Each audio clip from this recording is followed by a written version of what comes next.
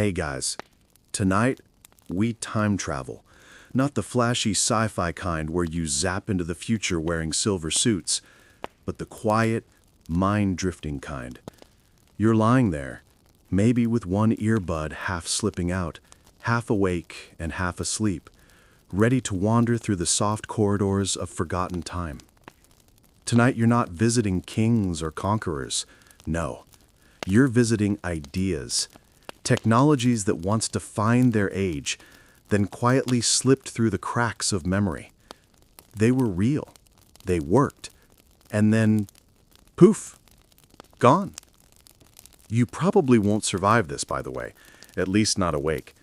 These are the sorts of stories that make your brain hum and your eyes heavy at the same time. So, before you get comfortable, take a moment to like the video and subscribe, but only if you genuinely enjoy what I do here.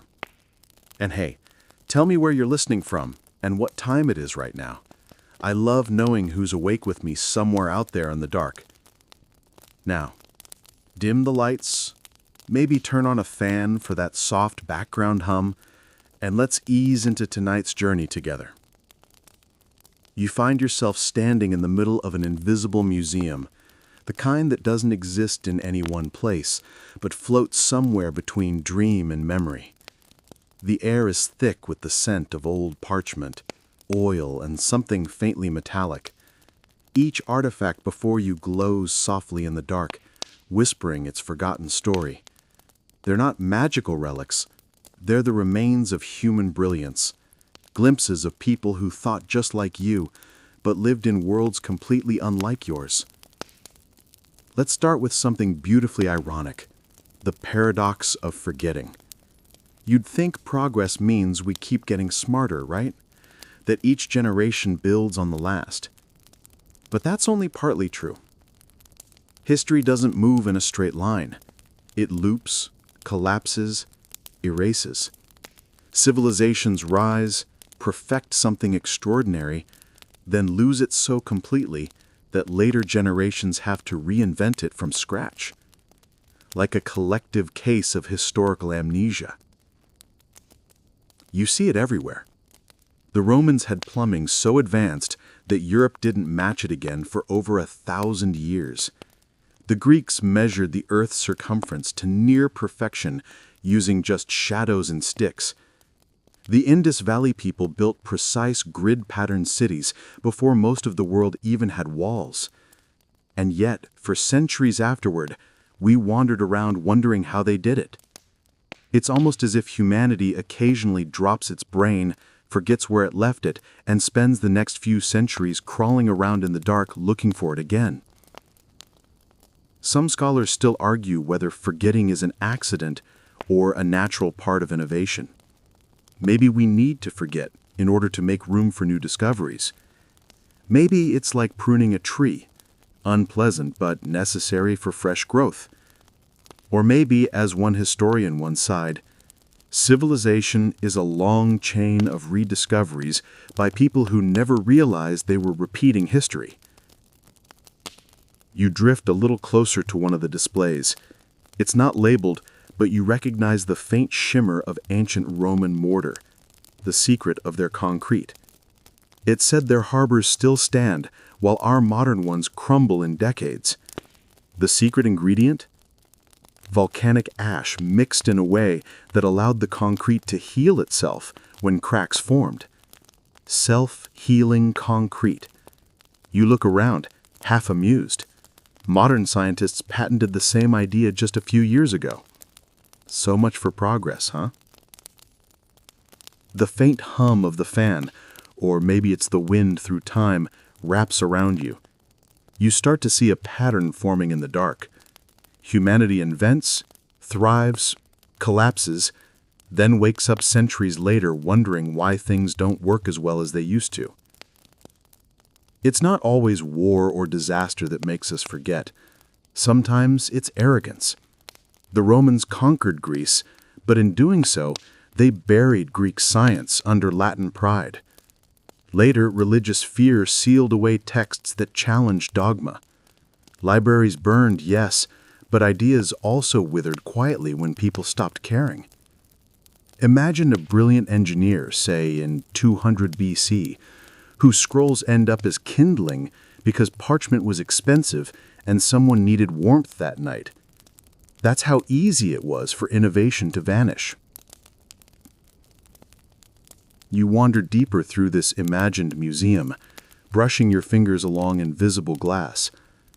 The next case holds something strange, a half-burned parchment with diagrams of gears, tiny interlocking wheels drawn by an anonymous Greek.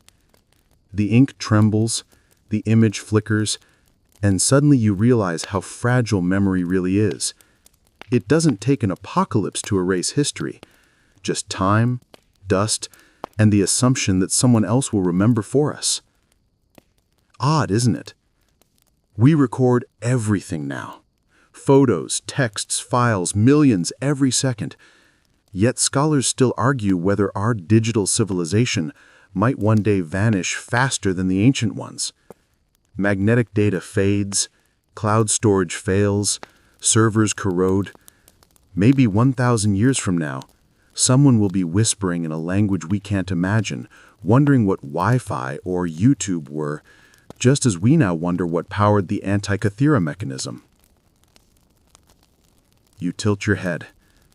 Somewhere between curiosity and melancholy, it dawns on you, forgetting is universal. We don't lose technology because we're careless. We lose it because life keeps moving. Civilizations die, priorities shift. What was once sacred becomes trivial. What defined a people becomes an archaeological footnote. There's a strange peace in that realization. You can almost feel the weight lift, the understanding that forgetting isn't failure, it's just time doing its quiet work. Even the most advanced minds can't escape it. And yet, every now and then, someone digs up a piece of it. A shard, a gear, a pigment. And the old brilliance flickers back to life just long enough for us to whisper, "Wait, how did they do that?" That's what tonight is about.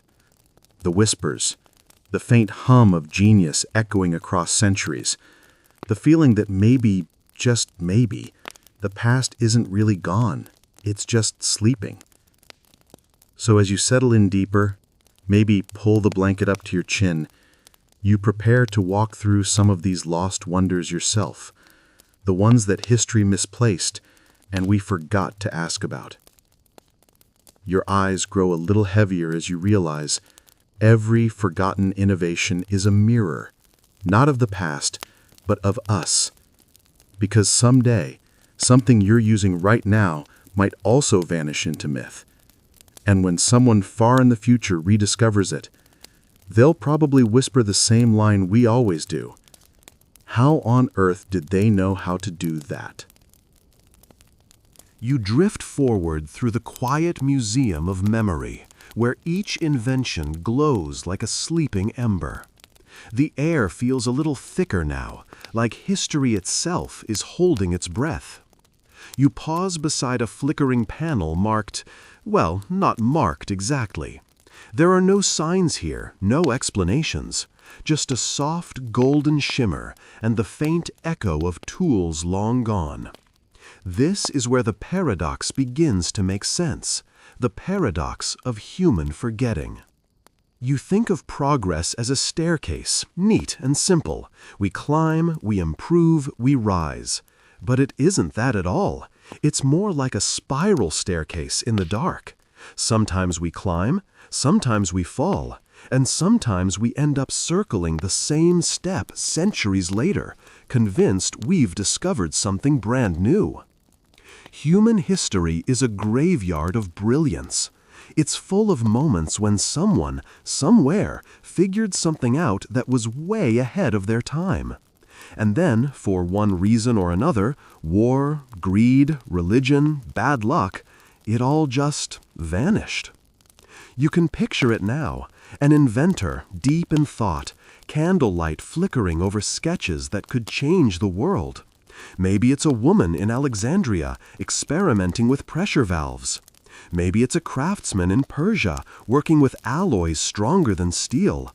And maybe, somewhere else, it's a scholar in China who's just discovered a way to record motion with lenses and light.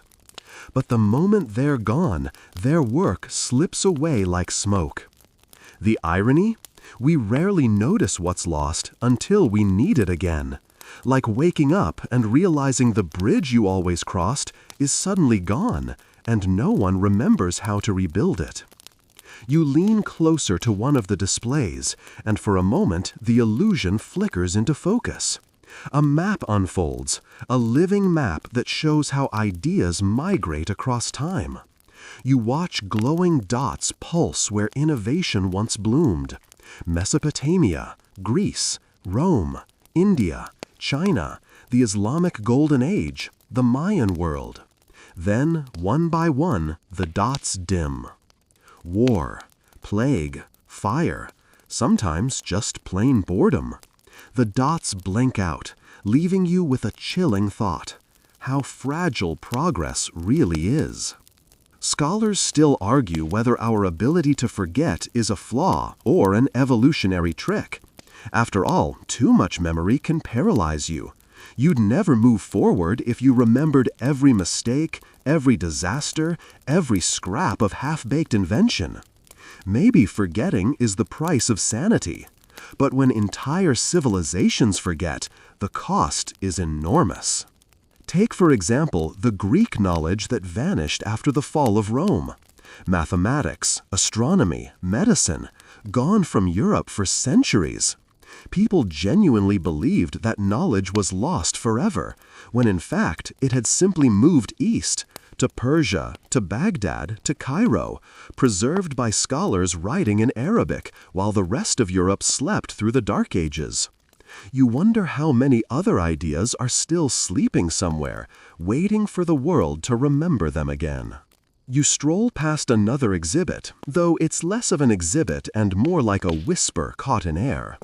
You hear voices, scientists, historians, philosophers. They're debating something about how innovation and destruction always seem to arrive hand in hand. A historian once joked that civilization's greatest enemy isn't ignorance, it's paperwork. We lose things not because we never had them, but because we stop writing them down, or storing them properly, or translating them for the next generation. Odd, isn't it? The same species that can land robots on Mars can also misplace entire systems of ancient engineering. You think of that sometimes when your phone loses Wi-Fi and suddenly the modern world feels fragile. If one small glitch can silence your digital life, what happens when whole empires fall? You picture an ancient city now. Maybe it's Alexandria, shimmering in the sunlight, scrolls stacked higher than rooftops, each filled with diagrams, formulas, forgotten languages of science. Then a spark, a storm, an invasion, flames. The smoke rises, and with it, centuries of work disappear in hours. A scholar clutches one scroll to their chest, running for the harbor, the words burning behind them. You can almost smell it, the dry parchment turning to ash. But here's the strange comfort. Forgetting isn't always the end. Sometimes fragments survive, tiny fossils of brilliance. They lie buried under layers of time until someone digs them up. Maybe an archaeologist, maybe a random fisherman, maybe just a curious kid with a shovel. And suddenly, a story reawakens. That's how we found out about so many lost technologies. Someone stumbled upon them centuries later, usually by accident. Like the Antikythera mechanism, fished from the sea.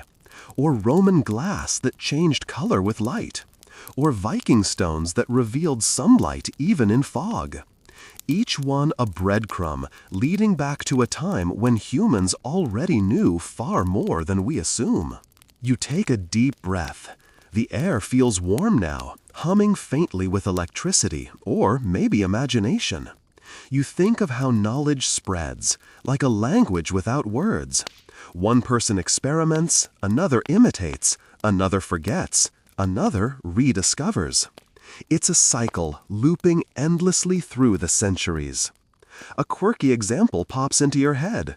Did you know that in the 1800s we briefly rediscovered concrete, only to lose the recipe again for a few decades? Builders literally forgot how to make the same material the Romans perfected 1800 years earlier. Scholars still argue whether this kind of forgetting is inevitable or just embarrassingly human. Either way, it happens again and again. You pause beside a dimly lit alcove. The walls shimmer with strange writing, half formulas, half poetry. The voice in your mind grows softer, sleepier, as it explains something you already know deep down. Human progress isn't a straight road. It's a circle drawn in sand. Every tide that rises erases it, and every curious hand draws it again. Maybe that's why these stories feel so comforting. They remind you that brilliance isn't rare. It's everywhere, always has been. We've just forgotten most of it. Somewhere out there, buried under centuries of dust and distraction, lie thousands of inventions we once took for granted. Perfect pigments, lost alloys, machines that worked without engines, songs that powered rituals, and ideas that could have changed everything, if only we'd remembered. The thought makes you smile, even as your eyelids grow heavier. There's something poetic about a species that can forget miracles and still creating them. You take one last slow look around this invisible museum. The exhibits hum faintly, as if they're breathing. You feel a strange connection to them, not as a visitor, but as part of the same endless experiment called humanity. You've invented, lost, and rediscovered so many things across lifetimes that it almost feels natural now. And as the fan hums, as your thoughts drift slower, one idea lingers. The paradox that forgetting might actually be what makes us human. If we remembered everything, maybe we'd never need to imagine again. You exhale softly. The hum of history fades to a lullaby. And in the distance, you see the next exhibit begin to glow faintly. A chunk of pale stone rising from the dark, carved with words so old they almost hum. It looks Roman, strong, still standing after 2,000 years. And with that, you step quietly toward the first great mystery of the night. How a civilization once built something we still can't quite replicate. The air changes as you move closer to the Roman artifact glowing in the dark. It's massive, yet elegant, an old chunk of concrete, gray and rough, but radiating quiet defiance. You run your fingers along its surface and realize it's not crumbling like the concrete you see every day in city walls or parking garages. This thing feels alive, almost as if it's healing itself under your touch. Welcome to the world of Roman concrete, one of history's most humbling reminders that sometimes the ancients were far ahead of us. It's funny, people imagine ancient Rome as dusty ruins, but back then it was practically the Silicon Valley of architecture. The Romans built everything: aqueducts, harbors, bathhouses, and those towering domes that still make engineers sweat just trying to understand them. And yet, somewhere between the fall of the empire and the rise of the Renaissance, the recipe for this super material simply vanished. You wander down a long marble hallway lined with fragments of Roman harbors, bridges, and broken columns. Each one looks weathered, but when you lean closer, the surfaces are surprisingly strong, still holding, still resisting the erosion of time. Mainstream fact: scientists today have studied Roman concrete and confirmed it's self-healing. When cracks form, water seeps in and reacts with tiny bits of lime inside, producing new minerals that actually seal the cracks on their own. Self-healing concrete, 2,000 years before we patented it. You stop and smirk. You can almost imagine some Roman engineer bragging to his friends, "We've made buildings that'll last forever." And honestly, he wasn't wrong. The Pantheon in Rome still stands after nearly 1900 years. Some of its walls are thicker than modern skyscraper foundations. Scholars still argue whether this was pure luck, divine mathematics, or a lost chemical formula we still don't fully understand. You walk through a reconstruction of an ancient Roman harbor, massive blocks of that same mysterious concrete plunging into the sea. They called it opus commentitium, and unlike our modern versions that crumble in salt water, this stuff seems to thrive in it. The more seawater it meets, the stronger it gets. How's that for irony? Imagine you're a builder in the year 70 CE, watching volcanic ash from Mount Vesuvius drift over the sky. Someone figures out that mixing that ash, pozzolana, with lime and seawater creates something magical. The mixture didn't just dry, it crystallized, becoming almost a new kind of stone. The Romans weren't chemists, but they were practical geniuses. They knew what worked, even if they couldn't explain why. You walk further, and the soft hum of the fan in your room seems to merge with the imagined sound of hammering, chiseling, and distant voices shouting in Latin. You picture them working in the hot sun, dust on their hands, sweat on their brows, unknowingly inventing something that would outlive them all.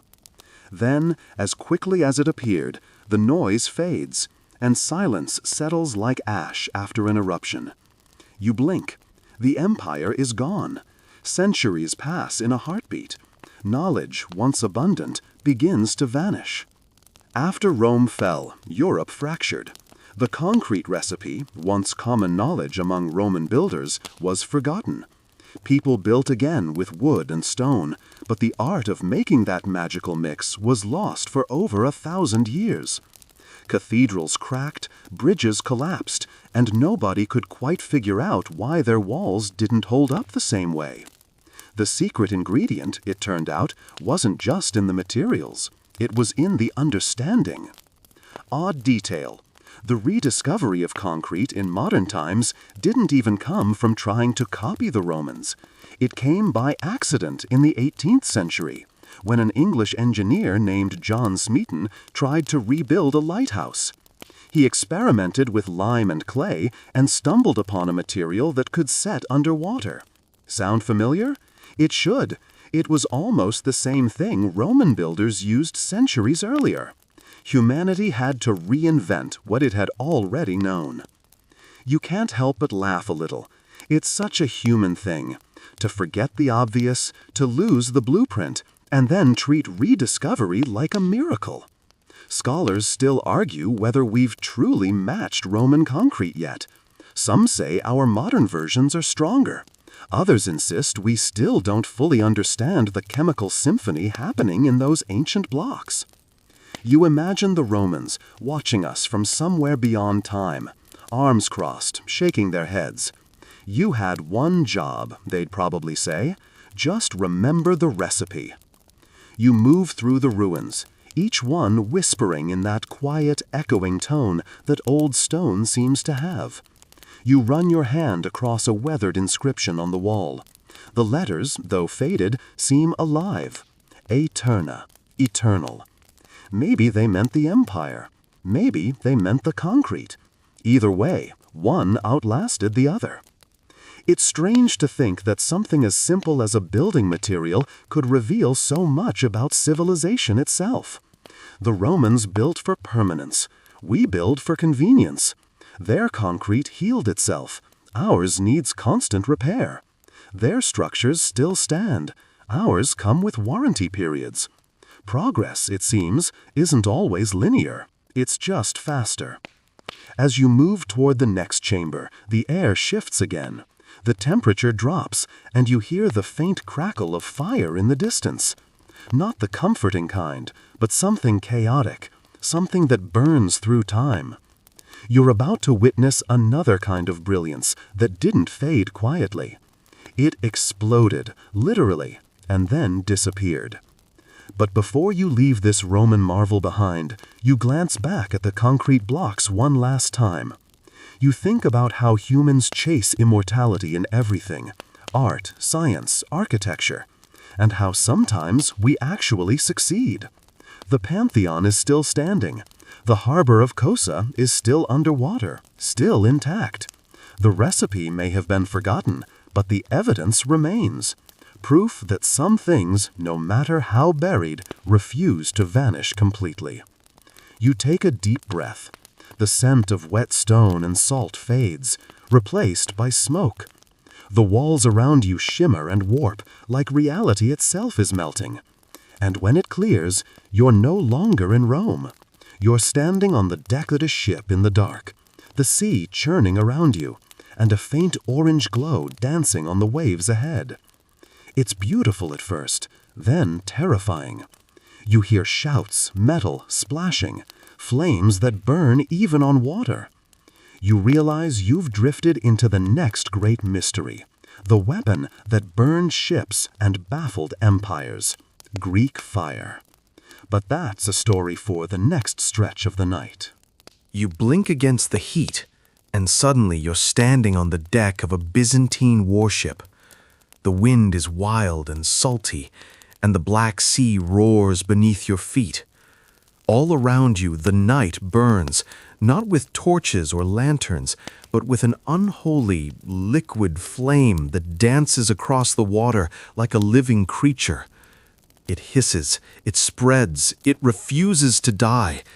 Even the waves can't drown it. This, you realize, is Greek fire, one of the most feared and mysterious weapons in history, part chemistry, part sorcery, and completely lost to time.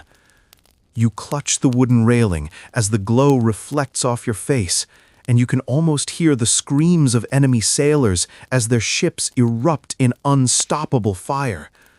The air smells of sulfur, pitch, and something sharp, like lightning caught in oil. The captain shouts an order, and a soldier turns a bronze tube toward the horizon. It's shaped like a dragon's head, and from its mouth spews a jet of burning liquid that arcs through the air, lands on a distant ship, and ignites it instantly.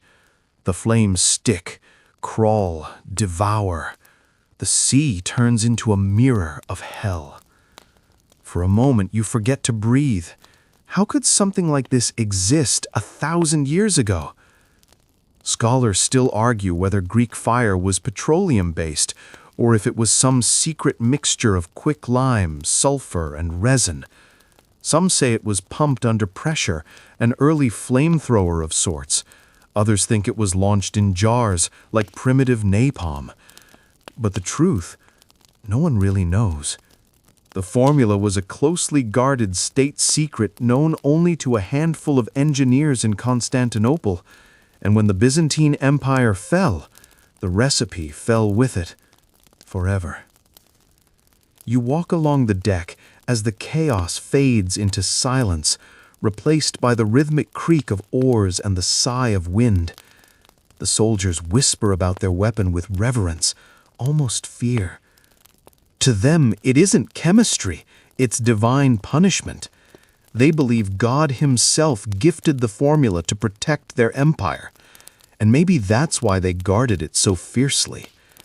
You can picture the scene centuries later, foreign spies sneaking into workshops, trying to learn the secret. Alchemists experimenting, burning holes in their labs, failing spectacularly.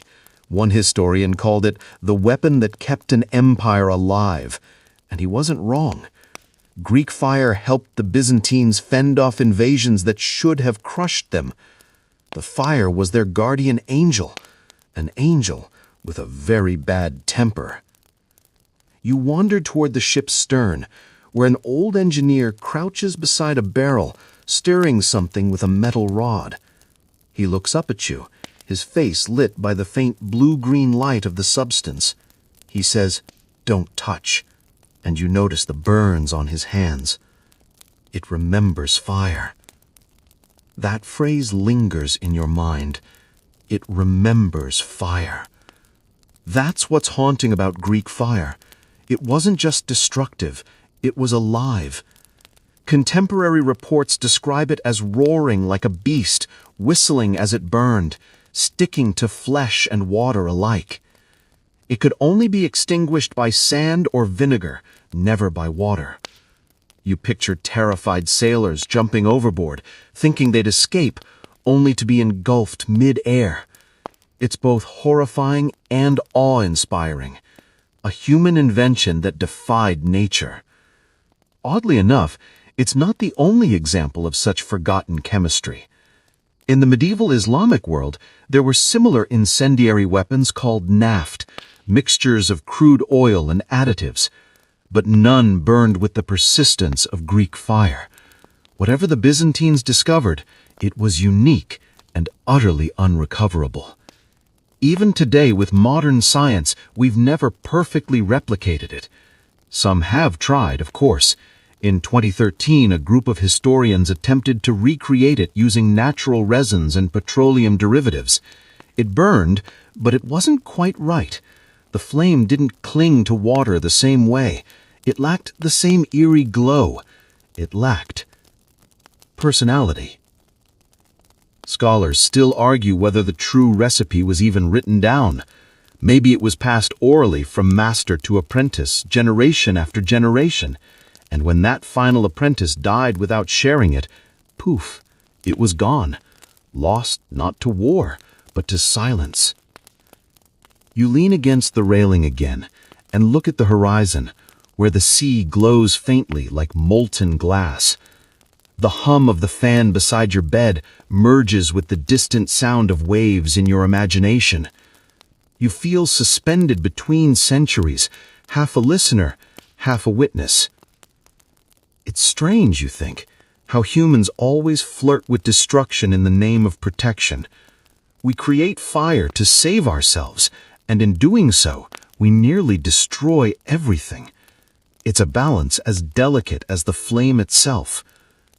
One quirky detail historians rarely mention: Greek fire wasn't just used for battle. Some Byzantine festivals used tiny, controlled versions of it in rituals and performances to show the divine light of the empire. Imagine that, turning a weapon of war into entertainment. Humanity, as usual, finding spectacle in danger. You step closer to the bronze dragon nozzle again. The metal feels warm, almost pulsing with memory. And in your mind, you can see the engineer's ghost still tinkering, still stirring, still whispering his secret formula into the fire's ear. You ask yourself quietly why we're so good at forgetting things that matter. Maybe the recipe was lost on purpose, buried out of guilt or fear. After all, the same flame that saved Constantinople also burned countless lives to ash. Maybe history didn't lose Greek fire. Maybe it chose to forget it. The deck creaks. The ship begins to fade. Smoke curls upward into stars that slowly dissolve into darkness. The scene melts away like wax under a candle's breath. And then the silence returns, thick, velvety, infinite. You realize something as you drift between thoughts. For every weapon lost, there was probably a wonder lost too. For every destructive invention, a creative one vanished beside it. It's not just war that disappears, it's beauty too. The lost arts, lost pigments, lost machines. It's all connected in one long, quiet pattern of human forgetting. The sea beneath you turns to bronze gears. The dragon's flame becomes clockwork light, and slowly, almost imperceptibly, the sound of the ocean transforms into the ticking of something mechanical. You're no longer aboard a ship. You're underwater now, in a world of gears and shadows and secrets. The next relic glows faintly from the sea floor, a corroded bronze box, smaller than a shoebox, covered with mysterious symbols and clockwork pieces fused together. Scientists once thought it was just a chunk of junk, until someone noticed the gears inside. The Antikythera machine, you realize, waiting patiently for the next chapter of forgotten genius. The flames of war have died. Now it's time to dive into the quiet machinery of the stars. You stroll deeper into history's workshop, an age of quiet geniuses and smoky lamplit experiments. The hum of the present fades. You're in a world where men in waistcoats and women in long sleeves bend over peculiar contraptions that hum, tick, and glow faintly blue. Here, the 18th and 19th centuries look less like dusty textbook pages and more like a feverish sketchbook of human curiosity. You hover near a cluttered table where a French inventor named Jacques de Vaucanson once built a mechanical duck. Yes, a duck. Not a metaphorical one, not a toy, but a lifelike automaton that could flap its wings, eat, digest, and even, well, excrete. You almost laugh because it feels so absurdly ahead of its time. People lined up in Paris salons to watch it quack. The duck was made in 1739, centuries before robotics became a field. And yet, after Vaucanson's death, it vanished. Some say it burned, others say it was stolen. Scholars still argue whether the digestive system was real or just an illusion. Either way, you can't help but think, that duck was basically the ancestor of AI, and it got forgotten. You wander on. The air smells of machine oil and candle wax. Somewhere, the ghost of an inventor sighs. You pass through corridors lined with sketches, helicopters drawn by Da Vinci, submarines imagined by Drebel, perpetual motion machines that look like hypnotic wheels chasing their own tails. You pause at one of them, a brass wheel covered in little weights and levers, forever trying to turn itself. It's elegant and ridiculous at once, like watching a cat chase its own tail in slow motion. The dream of free, endless energy, it never goes away. Every few centuries, someone rediscovers it, believes they've cracked the code, and then quietly fades into obscurity. The debates remain, though. Was it fraud or simply premature? Maybe both. You lean closer to the diagrams, tracing the careful pen lines, and you can almost hear the voices of those inventors whispering, "We were close, so close." Then your journey drifts eastward, to Baghdad around the year 850 CE. In the House of Wisdom, scholars in flowing robes scribble formulas, tinker with gears, and build devices powered by water and air pressure. The Banu Musa brothers, 3 Persian inventors, create automatic fountains, self-playing flutes, and even early feedback control systems. You realize they were describing robotics before the word even existed. And somehow, all of it, centuries of mechanical brilliance, was erased from common knowledge. The reasons are rarely dramatic. Empires collapse, libraries burn, patrons die. But sometimes the cause is quieter, indifference. You imagine how knowledge just slumps over and falls asleep. No one wakes it up. One dusty parchment catches your eye, an early sketch of a programmable machine, a sort of proto-computer drawn centuries before Charles Babbage was born. You blink, tracing the design with your fingertip. There are symbols here that prefigure modern binary logic. You feel a weird pang of recognition. How many times did humanity almost reinvent the future, only to let it slip through its fingers? You move on, crossing into the 19th century, where Nikola Tesla hums like a storm cloud in human form.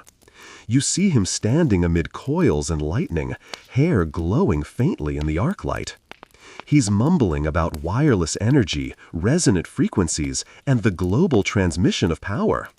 He shows you a sphere that glows without wires. Then he looks up and says quietly, "They will forget this." You want to argue, to tell him the world still remembers, but his expression tells you otherwise. What the world remembers are fragments: the eccentricity, the pigeon, the tall tower that never got finished. The rest, the true depth of his wireless system, his visions for free global power, faded into myth. Corporations called it impractical, investors vanished, the dream folded. Still, the fact remains. In 1899, Tesla lit lamps from miles away, wirelessly. A documented feat.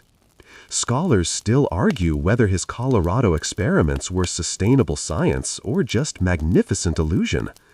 But you can't shake the image of him, standing under lightning, whispering to the future.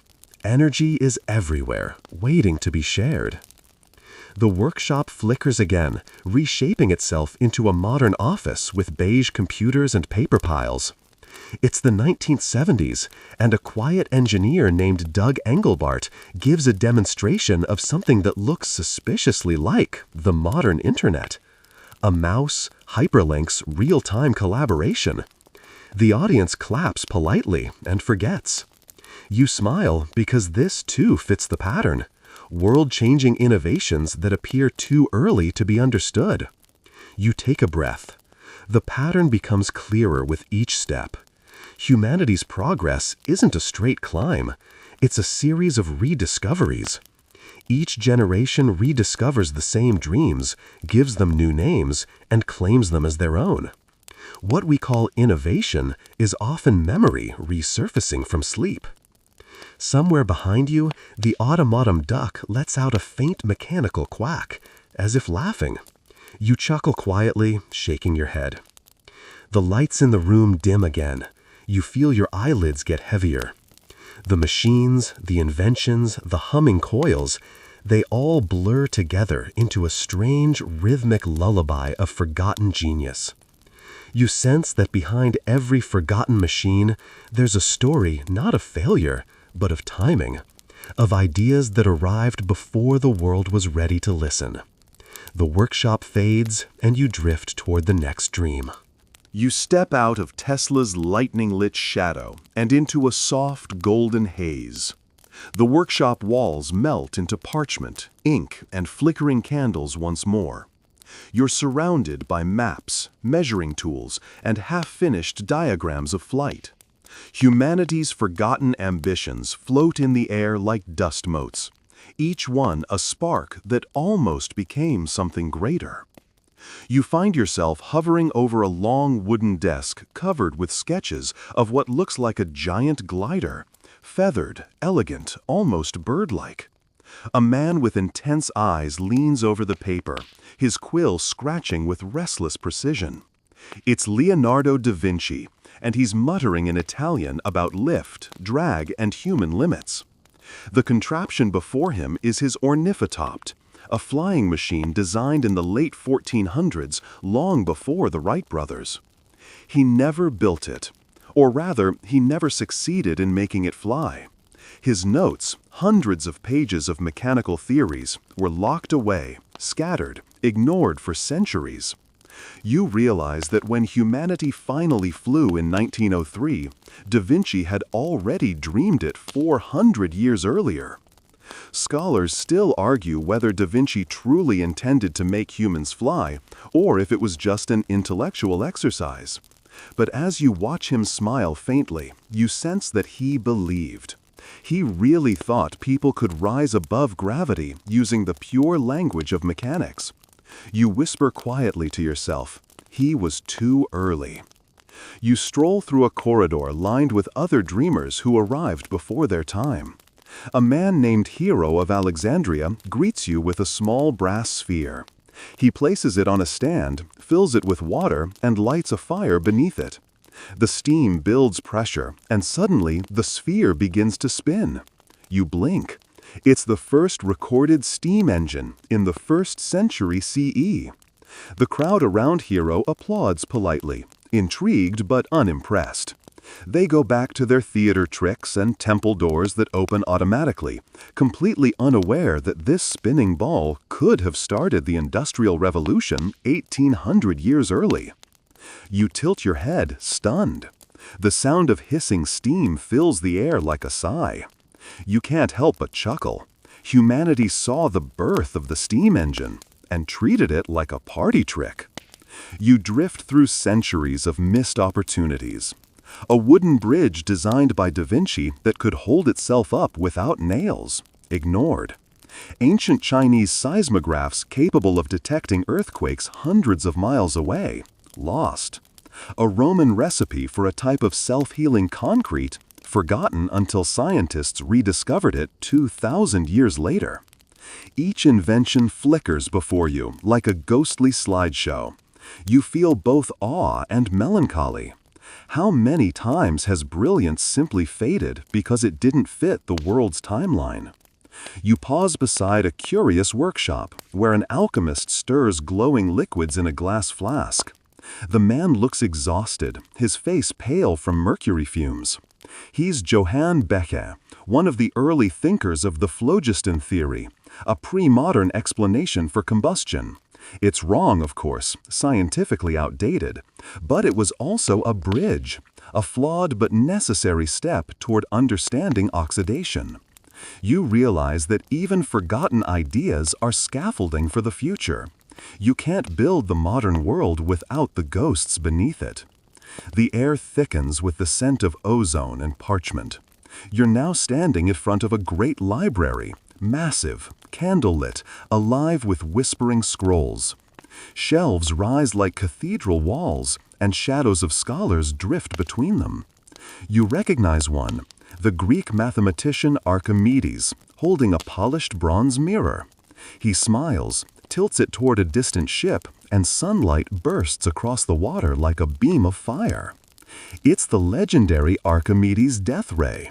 Scholars still argue whether it ever truly worked or was later exaggerated, but the principle, solar concentration, was sound. Centuries later, humanity would use the same idea to generate clean energy. You can't help but grin. The man basically invented solar warfare before we even had telescopes. You wander past a sign etched in fading Greek. Knowledge is fragile. The words echo in your head. You think of the Library of Alexandria, burned not once but several times. Each fire erasing entire generations of recorded innovation. A quiet horror sets in as you imagine the ideas lost. Early astronomy, anatomy, chemistry, mechanics, gone. It's like watching the world forget how to dream. A single scroll unrolls itself before you. It shows a machine that looks eerily modern, a series of interlocking bronze gears housed in a wooden box. You recognize it immediately. The Antikythera mechanism. Built around 100 BCE, it's considered the world's first analog computer. It could predict eclipses, track planetary movements, and synchronize calendars. You stare mesmerized. For 2,000 years, no one built anything like it again. Then, in 1901, divers found it in a shipwreck off the coast of Greece. You whisper, "You waited for us." Scholars still argue how sophistication existed in an age of hand tools and candles. Some say it was the work of a lost genius, others a fragment of a forgotten technological network. Whatever the truth, it's a sobering reminder. Progress isn't linear, it's fragile. You walk on, surrounded by invisible voices debating across time. Some whisper that civilizations rise and fall like breath. Others suggest we've always known more than we remember. You can't decide which thought is scarier. You pause before a dark display case. Inside, under dim light, sits an artifact made of stone and metal, the Baghdad battery. It's shaped like a clay jar, containing a copper cylinder and iron rod. Some say it was used for electroplating, others think it was ritualistic. But still, it could generate a small electric charge 2,000 years before Benjamin Franklin. You chuckle softly. Ancient people might have been closer to modernity than we ever imagined. You lean closer, and for a brief moment, you see your reflection in the glass. Modern eyes staring back at ancient wonder. You realize how much of the past hums quietly beneath your daily life. The gears, wires, and circuits in your phone carry the whispers of lost craftsmen, forgotten thinkers, and those who built machines out of curiosity, not profit. Your footsteps echo as you move on. The library's air grows heavier, quieter, as if holding its breath. You glance back and see the inventions fading one by one. The automaton duck, the spinning steam sphere, the solar mirrors, each dissolving into soft golden dust. You feel a strange tenderness toward them. They weren't failures. They were seeds, planted too early in soil that wasn't ready. And somewhere deep inside, you can't shake the thought, maybe the same thing is happening now. Maybe in the future, someone will walk through a dream like this and whisper, they had everything they needed and still forgot. The idea lingers, soft and sad, as you drift further into the next memory. You walk slowly now, letting the dream settle like dusk. The golden light fades into something cooler, metallic, humming faintly beneath your feet. The marble floor becomes smooth iron plates. The library dissolves, and you find yourself standing in a cavernous hall filled with flickering bulbs and slow-turning gears. You've entered the machine age, the 19th century's fever dream of innovation. Steam hisses like sighs, and pistons rise and fall in hypnotic rhythm. The air smells of coal and oil. You can almost taste ambition here. It's thick, almost visible, shimmering like heat above a furnace. Men and women in soot-streaked uniforms hurry past, their faces glowing orange in the lamplight. They're building something massive, machines that promise a new world. And yet, even here, you can feel the ghosts of ideas that never quite made it. You wander toward a cluttered desk stacked with patents and blueprints. The name Charles Babbage gleams faintly on one of them. You know this one, the man who dreamed up the difference engine and the analytical engine long before computers were supposed to exist.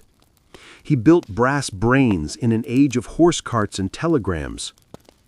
You watch as he sketches out rows of gears, his version of memory, levers, his version of logic gates. And somewhere in the shadows, a woman sits nearby writing notes. Ada Lovelace, translating his machine language into poetry. She imagines a future where such engines could create music, art, and ideas. You whisper, you were right. But she doesn't hear you. Scholars still argue whether Ada's program was the first piece of code or simply a visionary essay. Either way, the machine was never completed. The world wasn't ready to understand computing. Governments wanted cannons, not calculations.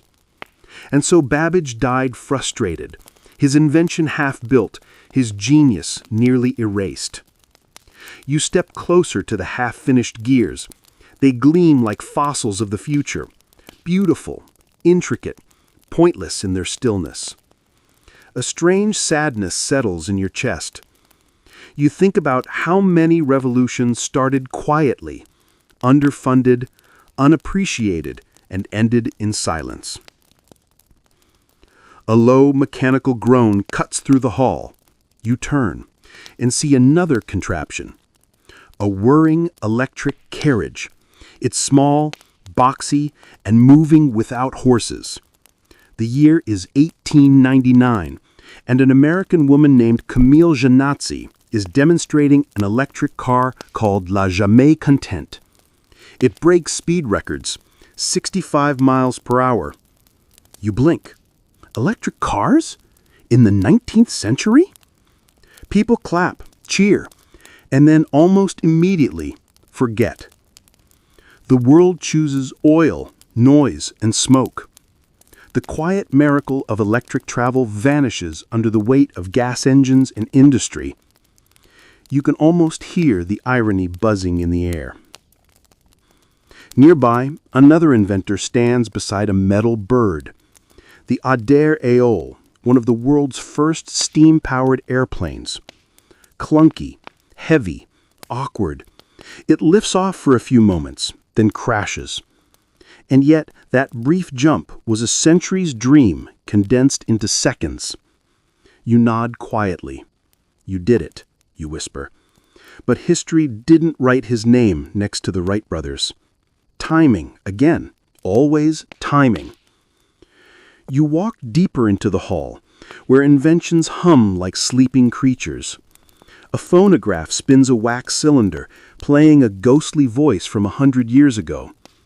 An early television flickers with gray static, its picture faint but recognizable. All around you are prototypes that never found homes, forgotten stepping stones between eras. In a dim corner, you find a machine that looks out of place. A smooth metal disc surrounded by coils. A young scientist stands beside it, explaining excitedly about magnetism, resonance, and wireless transfer. His audience smiles politely and walks away. You recognize the pattern instantly. Too advanced, too soon. The hum of electricity deepens, and for a moment you glimpse the potential world that could have been. Silent cities running on wireless power. Electric cars gliding down clean streets. Factories run by renewable energy instead of smoke and fire. It feels almost utopian, then fades. You move through rows of smaller devices, telegraphs, typewriters, and peculiar gadgets that blur the line between science and art. A woman shows you a crystal radio she built in 1906, her voice calm and confident. She says, "No wires, just waves." You realize she's describing something close to Wi-Fi, decades before it had a name. Scholars still argue whether early crystal radio sets were primitive or prophetic. You think it doesn't matter. Every whisper of an idea carries the DNA of what comes later. The floor beneath you vibrates gently, like the heartbeat of progress. You glance down and see conveyor belts moving in slow rhythm. Above them, posters promise a modern age for all. The optimism feels contagious, yet you sense the cracks. For every breakthrough that transformed society, a dozen more were ignored, shelved, or stolen. A voice echoes from behind, a man with a heavy mustache holding a thick notebook. He says, "I invented the light bulb." You hesitate. "You mean Edison?" He frowns. "No, Swan, Joseph Swan, England." You blink, embarrassed. Of course, you've heard the Edison version so often that Swan's story slipped through history's cracks. He created an incandescent bulb before Edison, even patented it, but lacked marketing power. His invention was quietly absorbed, renamed, and rewritten. You sigh. History doesn't just forget. It edits. You walk on, passing more forgotten names. Elisha Gray, who filed a telephone patent the same day as Bell. Hedy Lamarr, whose frequency hopping invention helped lay the groundwork for modern Wi-Fi. Philo Farnsworth, who built the first true television, but was overshadowed by corporate giants.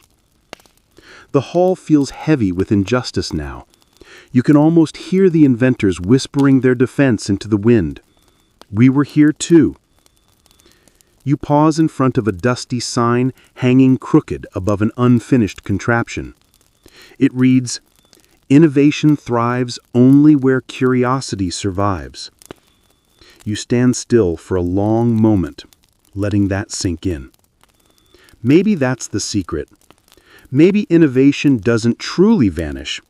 It just hides until curiosity wakes it again. You close your eyes, and the hum of the machine softens into something soothing, almost musical.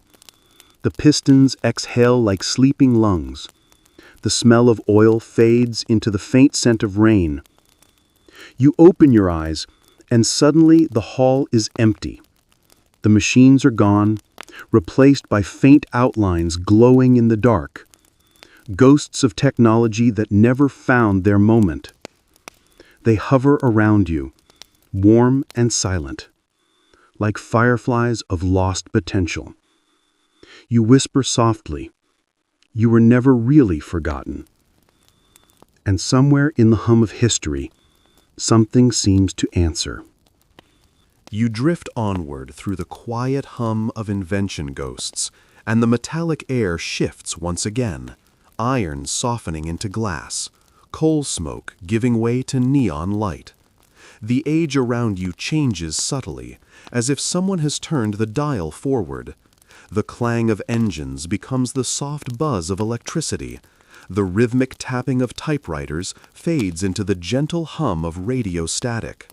You've crossed into the 20th century, an age that promised the future, delivered it in fragments, and somehow still managed to forget entire worlds of possibility. You find yourself standing in a bright, sterile room. White walls, chrome surfaces, humming fluorescent tubes overhead. On a nearby table, a scientist in a lab coat is tinkering with something small, metallic, and alive with a strange inner rhythm. You lean closer and realize it's the earliest version of what could have been renewable energy storage, a capacitor designed in the 1950s that could theoretically store immense power. But it was dismissed, filed away as impractical. You smile faintly. That word always kills more dreams than failure ever does. You wander down a long corridor filled with glass cases. Inside them, inventions flicker to life one after another. There's a magnetic levitation train model, smooth and silver, sliding noiselessly along its track. A group of engineers watches it in awe. Imagine, one says, cities connected by silent speed. But then another man in a suit leans in. Too expensive, he says, too soon. You can almost hear the echo of it. Too soon, the eternal curse of visionaries. You move to another display, where a young woman demonstrates a solar-powered engine in 1954.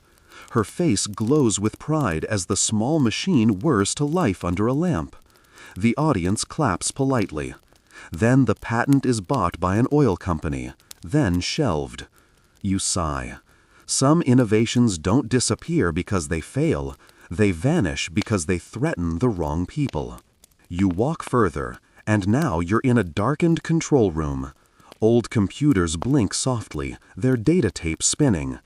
It's the 1960s, and a group of researchers is developing the first networked communication system, ARPANET, the seed of the modern Internet. You smile, watching them type commands that seem quaint now. Yet what you notice isn't the birth of the Internet. It's the dozen other network projects that existed before and after, the ones that never took off. There was one in France called Minitel that predated the World Wide Web. People could chat, book hotels, even read digital newspapers. For a while, it thrived. But it faded quietly, buried under new branding and newer systems. You realize the world rarely remembers who was first. It remembers who told the story loudest. You keep walking. The room changes again. Suddenly, you're standing in a workshop filled with swirling smoke and faint techno music. It's the 1980s. CRT monitors glow green. A man in a Hawaiian shirt types furiously on an early personal computer. Beside him sits another man, sketching icons, little squares and trash cans and folders.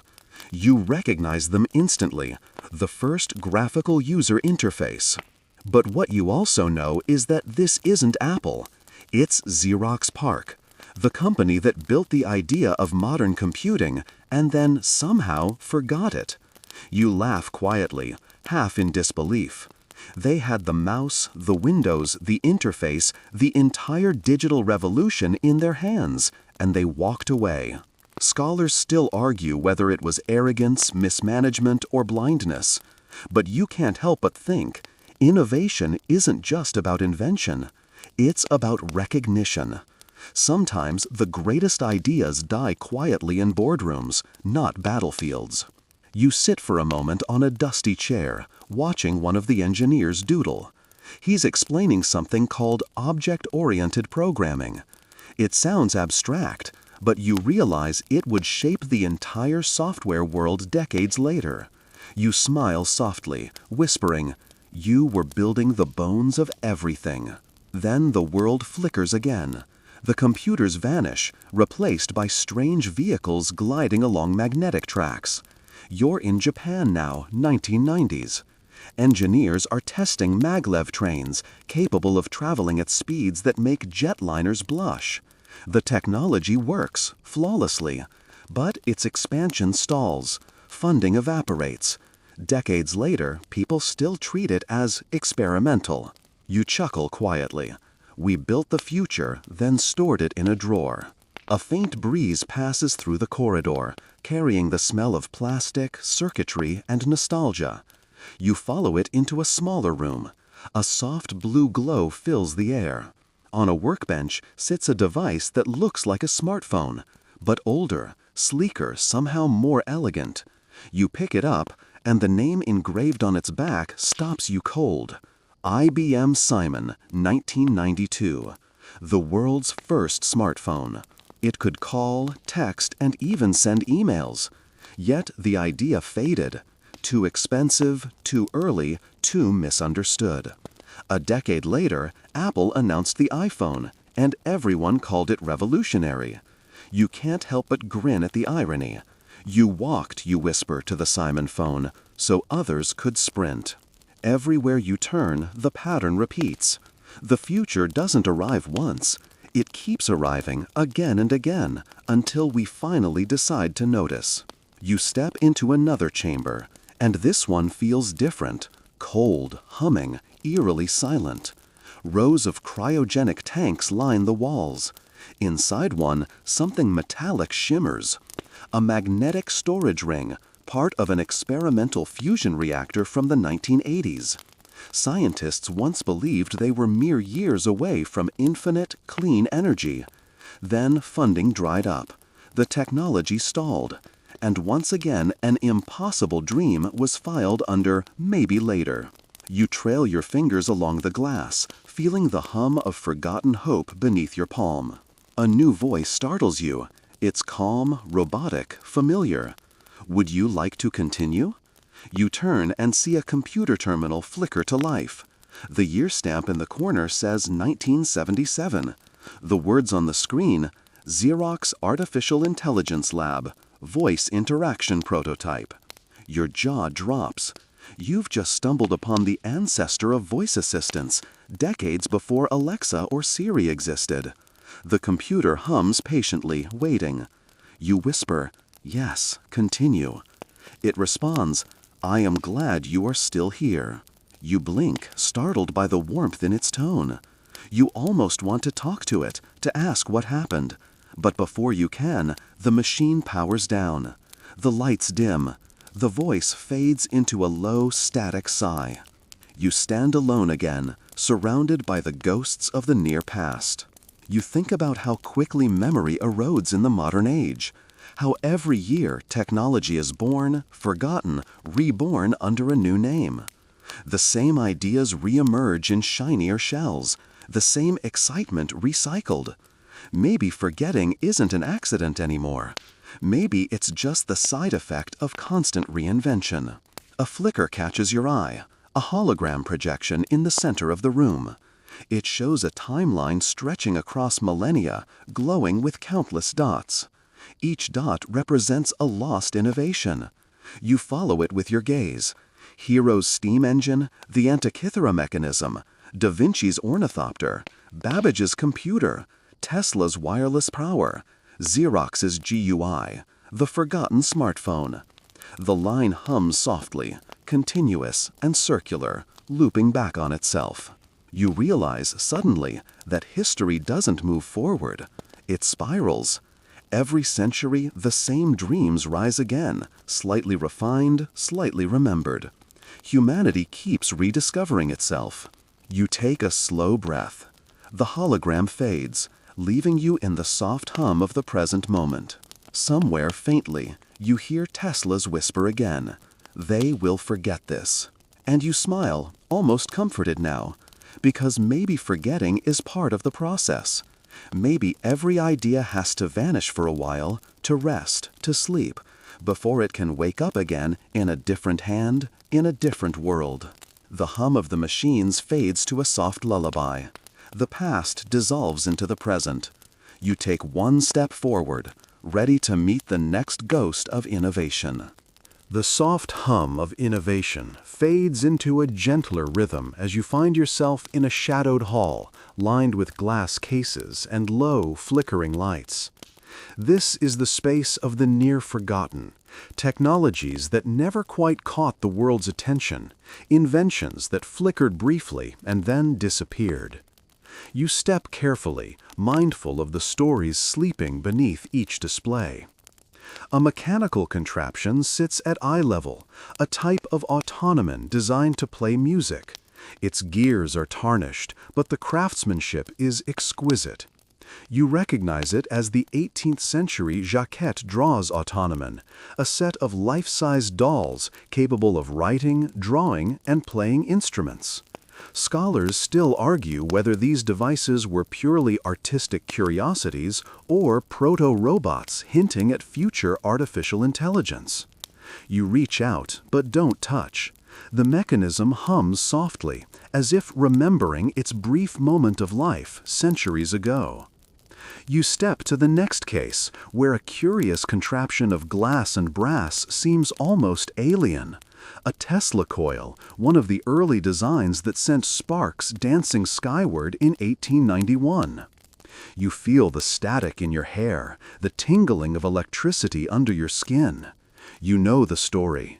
Tesla demonstrated wireless energy, experimented with transmitting power through the air, and imagined a network where electricity was as free as sunlight. But it was never realized. Funding, politics, and human skepticism silenced the dream. You can almost hear him muttering under his breath, "They will understand. Someday." The hall twists and bends, leading you toward a section filled with medical innovations that vanished as quickly as they appeared. You pause before a small glass box labeled X-ray crystallography apparatus, 1912. You imagine scientists in white coats painstakingly analyzing the structure of molecules, hoping to uncover the very blueprint of life. The technique would eventually revolutionize biology, but at the time only a few people understood its significance. The majority dismissed it as complicated, unnecessary, or worse, dangerous. You almost laugh at the irony. Sometimes the world forgets simply because it's not ready to understand. As you walk, a faint mechanical clatter reaches your ears. You follow it to a display of early computing devices, punched card machines, tabulating machines, and even an unfinished prototype of an electromechanical computer. You pause at one particularly curious machine, built by Konrad Zuse in the 1930s. Zuse's Z3 is considered the world's first programmable digital computer, yet during its lifetime it was largely ignored. Scholars still argue whether his work influenced modern computing directly or merely ran parallel to other developments. You watch the brass and steel gears spin in your imagination, each tick a reminder that progress is fragile, contingent, and often invisible until decades later. You step past the hum of machinery and enter a quieter room filled with early aviation prototypes. A model of the Horton Ho 29, a jet-powered flying wing from World War II, lies in a display case. Its design is eerily futuristic, decades ahead of mainstream aircraft development. You feel a shiver run down your spine as you imagine engineers studying it in secret, wondering how much technology could have changed the post-war world if it had been shared openly. The thought is haunting. Innovation sometimes loses its chance not because it is bad, but because it arrives in the wrong context. Next, you approach a case filled with household gadgets. Among them, an odd-looking vacuum tube device catches your eye. It's an early prototype of a television transmitter from the 1920s. You watch the tiny screens flicker to life, showing fuzzy images of people long gone.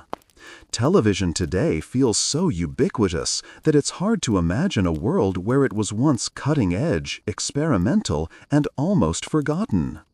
The engineers who worked tirelessly to refine cathode ray tubes, antennas, and transmitters faded into obscurity. You realize that every screen you've ever watched rests on centuries of obscured effort and vanished expertise. A faint scent of oil and copper leads you to another exhibit, this one focused on transportation. Among the polished wheels and axles, a prototype of the Dymaxion car rests, designed by Buckminster Fuller in the 1930s. You run your fingers along its sleek teardrop frame and feel the promise it held. A three-wheeled vehicle, aerodynamic, fuel-efficient, and futuristic.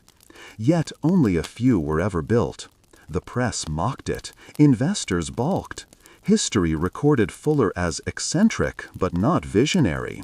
And so this glimpse of a greener, faster world was shelved, only to be rediscovered decades later as people searched for alternative automotive solutions. You wander further, drawn to a display filled with recording devices. A curious device from 1928, the wire recorder hums faintly in your imagination. Before magnetic tape became standard, engineers experimented with wires to capture sound. The recording is grainy, imperfect, but it worked. The technology didn't disappear because it failed. It disappeared because better methods emerged and the early tools were forgotten. You think about how often innovation disappears quietly, not in spectacle, but in the slow erosion of obsolescence. Finally, you approach a quiet alcove where a single object rests under a soft spotlight. A mechanical calculator from the early 20th century. Its polished keys and interlocking gears are hypnotic. You press one lightly, and it clicks. You realize that humans were calculating massive numbers, solving complex equations long before digital computers dominated our lives. Scholars still argue whether these early devices directly influence modern computing. Yet even if they didn't, the ingenuity is undeniable. You whisper, "They dreamed big too." The air grows warmer as you step back.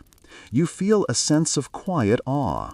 Around you, shadows of ideas flicker like fireflies. Each invention you've seen, whether steam-powered, electric, mechanical, or chemical, carries a story of human curiosity, persistence, and the fragility of memory. The future was built not only by the famous names we remember, but also by the countless forgotten hands that reached beyond their time. You pause in the center of the hall, letting the soft hum of invisible machines wash over you. In this space, you feel the rhythm of centuries of innovation, the heartbeat of progress that never truly stops, even if history sometimes forgets its own children. Somewhere deep within, you realize that every lost invention leaves a whisper behind. And if you listen closely, it becomes clear humanity has always dreamed, always created, and always forgotten. But the echoes remain, waiting for someone curious enough to stumble upon them, to notice, and to carry their story forward. You take a deep breath, letting the ghosts of inventions breathe with you. The hall begins to fade gently, the mechanical hum softening into a lullaby. You feel the weight of centuries pressing lightly against your shoulders, comforting rather than overwhelming. And as you step forward into the next memory, the soft echo of forgotten brilliance hums like a heartbeat beneath your feet. The hum of lost inventions gradually softens as you find yourself walking into a room filled with softer light and warmer air. The edges of machinery blur into sketches, and the scent of old parchment and ink drifts around you. You realize you've entered a space between invention and imagination, where ideas that never fully materialized linger quietly, waiting for attention. A small brass and glass device catches your eye. It's a mechanical television from the 1920s. Early television pioneers experimented with spinning discs, lenses, and primitive electrical circuits to transmit moving images. You imagine a family in 1928 watching grainy flickers of dancers on a tiny screen. The audience would have marveled, yet only a few sets were ever built. Most of the knowledge was lost in bankruptcy, skepticism, or simply the relentless march of better technology. Scholars still argue whether the mechanical television was ever a truly practical medium or merely an impressive prototype. Either way, it represents a stepping stone that history almost forgot. Next to it, a curious gadget rests under a soft spotlight, a mechanical speech synthesizer from the 1930s.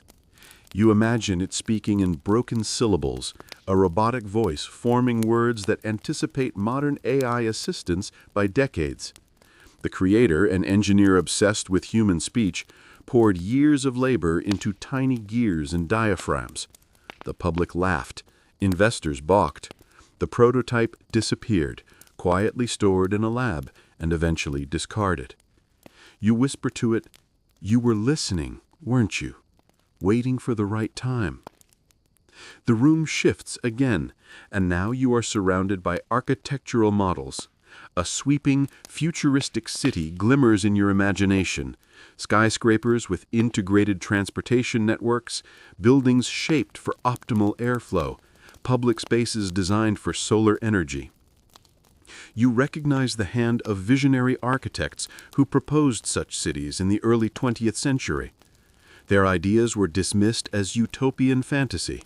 Funding never came, political will never aligned, and yet modern urban planners quietly rediscover their concepts decades later, as though the ideas had been hibernating, waiting for someone to notice. You move toward a corner filled with musical instruments, but not ordinary ones.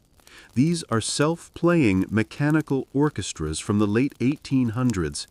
Tiny brass machines mimic human gestures, playing violins, flutes, and pianos with surprising nuance. People once marveled at them in salons and theaters. You can almost hear the quiet applause of an invisible audience. Scholars debate whether these automata were mere toys or true precursors to robotics and automated art. Either way, you sense their subtle influence humming through every modern synthesizer and robotic performer. A faint metallic click leads you to early aviation prototypes. You find a fragile model of the Horton Hor 22-9 again, reminding you how war, secrecy, and timing can erase genius. In another display, a small steam-powered helicopter spins its rotors lazily, an experiment from the late 19th century that almost succeeded. You think about how many times humans have tried to conquer the skies, only to be foiled by technology, resources, or circumstance. The hull twists once more, revealing displays of early computing machines. You recognize punch card tabulators, analog calculators, and mechanical adding machines.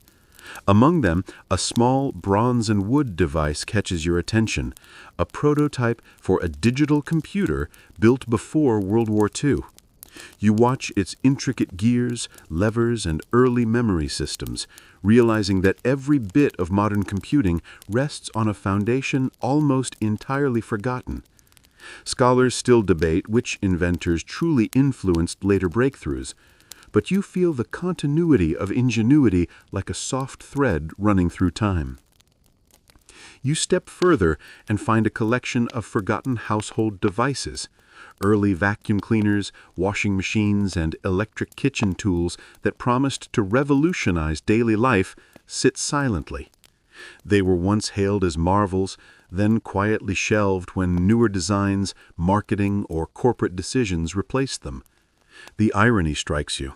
Sometimes the simplest innovations are lost because the world moves too fast to notice.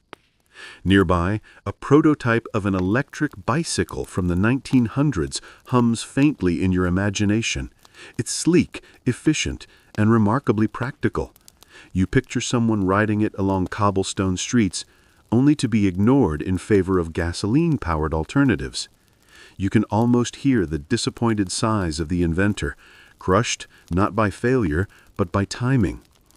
Later generations rediscovered the concept, yet it took more than 100 years for electric bicycles to achieve mainstream recognition. A faint flicker in the corner draws you to a display labeled Early Environmental Technologies. You see models of wind turbines, water filtration systems, and solar collectors, all designed long before the Green Revolution. Scholars still argue about the feasibility of these early projects, yet the ambition is undeniable. People envision clean, sustainable energy decades before industrial priorities buried these ideas. You feel a quiet sadness for the world that ignored them for so long. You wander to a section filled with early robotics experiments. Small humanoid figures, constructed from brass and wires, demonstrate walking, grasping, and even simple speech. You smile at the tiny robot hands, moving as if to mimic forgotten ancestors. The inventors who built them were dismissed as eccentric or overly ambitious. Many of the devices were dismantled, lost, or melted down for parts. Yet you realize each contributed silently to the foundation of modern robotics. The hole narrows, leading you toward a soft, glowing light. You see a table displaying the Baghdad battery once again, and nearby a small model of Hero of Alexandria's steam engine. Their presence reminds you that forgotten technologies span millennia, from ancient civilizations to the early 20th century. Each one hums faintly in your imagination, connected by a thread of curiosity and persistence. You pause to reflect. All around you, the ghosts of innovation linger, brilliant, fleeting, almost ethereal. Each vanished technology is a testament to human imagination, a reminder that progress is not a straight line. Sometimes the world forgets. Sometimes genius arrives too early. Yet even in silence, these inventions shape the future, whispering through time until someone finally listens. A gentle warmth envelops you as the room begins to dissolve. You sense the hum of forgotten ideas fading into a lullaby, comforting rather than melancholy. You take a slow breath, feeling the soft weight of centuries of invention settle around you. The echoes of lost brilliance remain, patient and persistent, waiting for the next curious mind to notice. You step forward, and the space around you seems to shift once more, this time into a dimly lit corridor that feels part museum, part dream. The air is thick with the scent of old paper, oil, and faint ozone. Every surface hums with potential energy, the kind only forgotten inventions seem to carry. You realize you are now walking through the twilight of innovation, the era when ideas flickered into existence, shimmered briefly, and then vanished into obscurity. Ahead, a glass display holds a curious contraption from the early 20th century, a telekino, an early form of remote-controlled vehicle designed by Leonardo Torres y Quevedo in Spain around 1903. You imagine the engineer explaining his invention to skeptical officers, demonstrating a small boat moving over water with nothing but electrical impulses. The concept was sound, the demonstration impressive, yet history barely remembers him. Scholars still debate whether his work influenced later remote-controlled technologies or if it was entirely independent. Either way, the innovation is breathtaking. You lean in, mesmerized by the idea of humans controlling machines through invisible signals over a century ago. The corridor bends, leading you to a table covered with blueprints and tiny mechanical parts. You recognize the careful sketches of early prosthetics, mechanical limbs designed to restore function to injured soldiers after World War I. The craftsmanship is meticulous, levers that mimic tendons, hinges that replicate human joints. These devices were celebrated briefly in medical journals, but then interest waned as the war receded. Modern prosthetics owe their roots to these early experiments, yet their creators are mostly forgotten.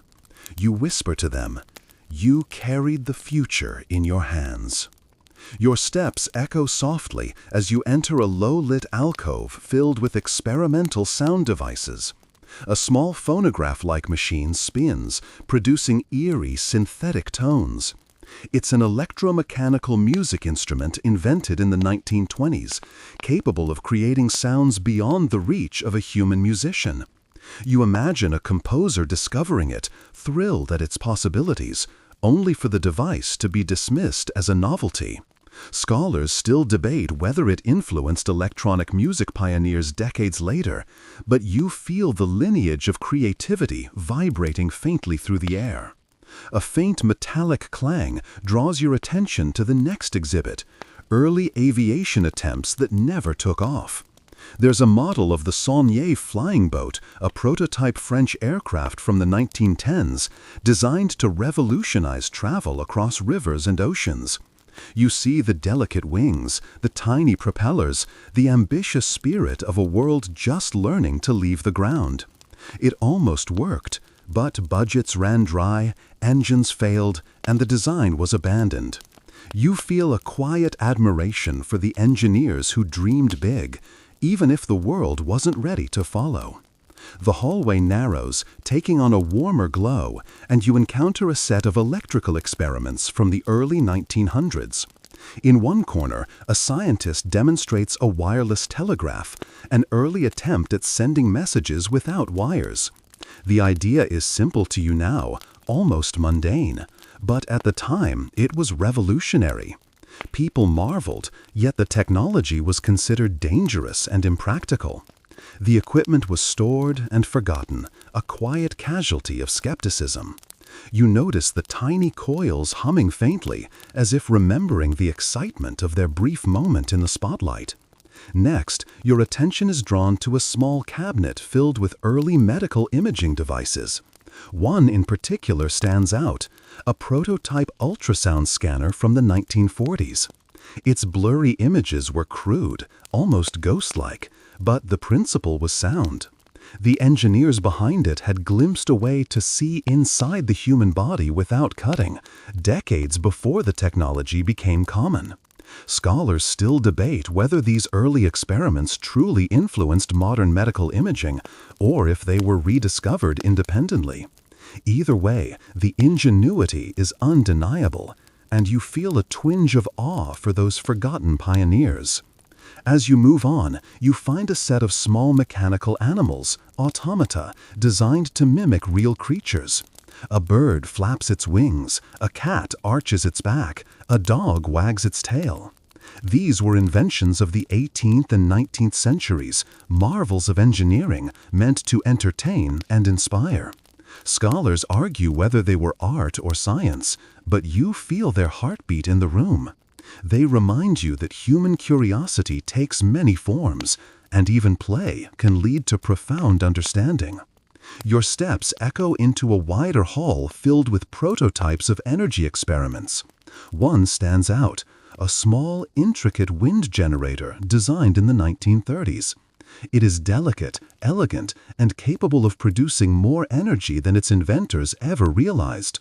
The design was noted in journals briefly, then buried beneath more immediate industrial concerns. You marvel at how visionary engineers could see the power of sustainable energy so early, only for it to vanish quietly into obscurity. A soft, almost imperceptible vibration leads you to a display of early computing devices. A small mechanical calculator from the 1920s spins its gears, performing addition and subtraction with remarkable precision. Next to it is a prototype analog computer used for naval calculations. Scholars still debate the influence of these machines on later digital computing, but you feel the pulse of progress connecting centuries of ingenuity. Each gear, lever, and dial represents a step in humanity's slow, iterative march toward understanding. You pause before a small glass case containing a 19th century steam-powered loom designed to automate textile production with unprecedented efficiency. Its mechanisms are intricate, its movements precise. Yet it was largely forgotten, overshadowed by other industrial machines.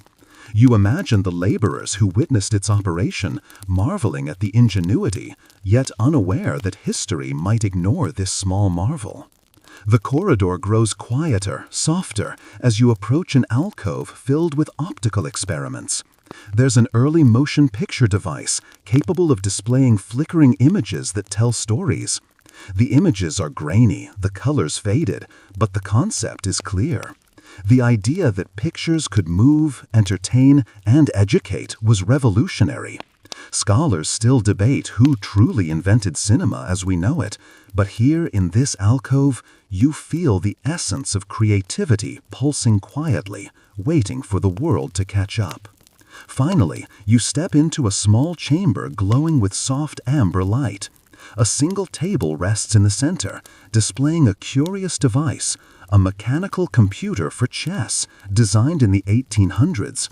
Its gears calculate moves, anticipate strategies, and mimic reasoning long before modern AI. The inventors were dismissed as eccentric, yet their creation anticipated an entire field of study. You sit quietly, imagining a world that noticed sooner, a world that celebrated early genius instead of waiting decades to rediscover it. A hush falls over the chamber. You feel the weight of countless innovations that flickered into existence, shone briefly, and vanished.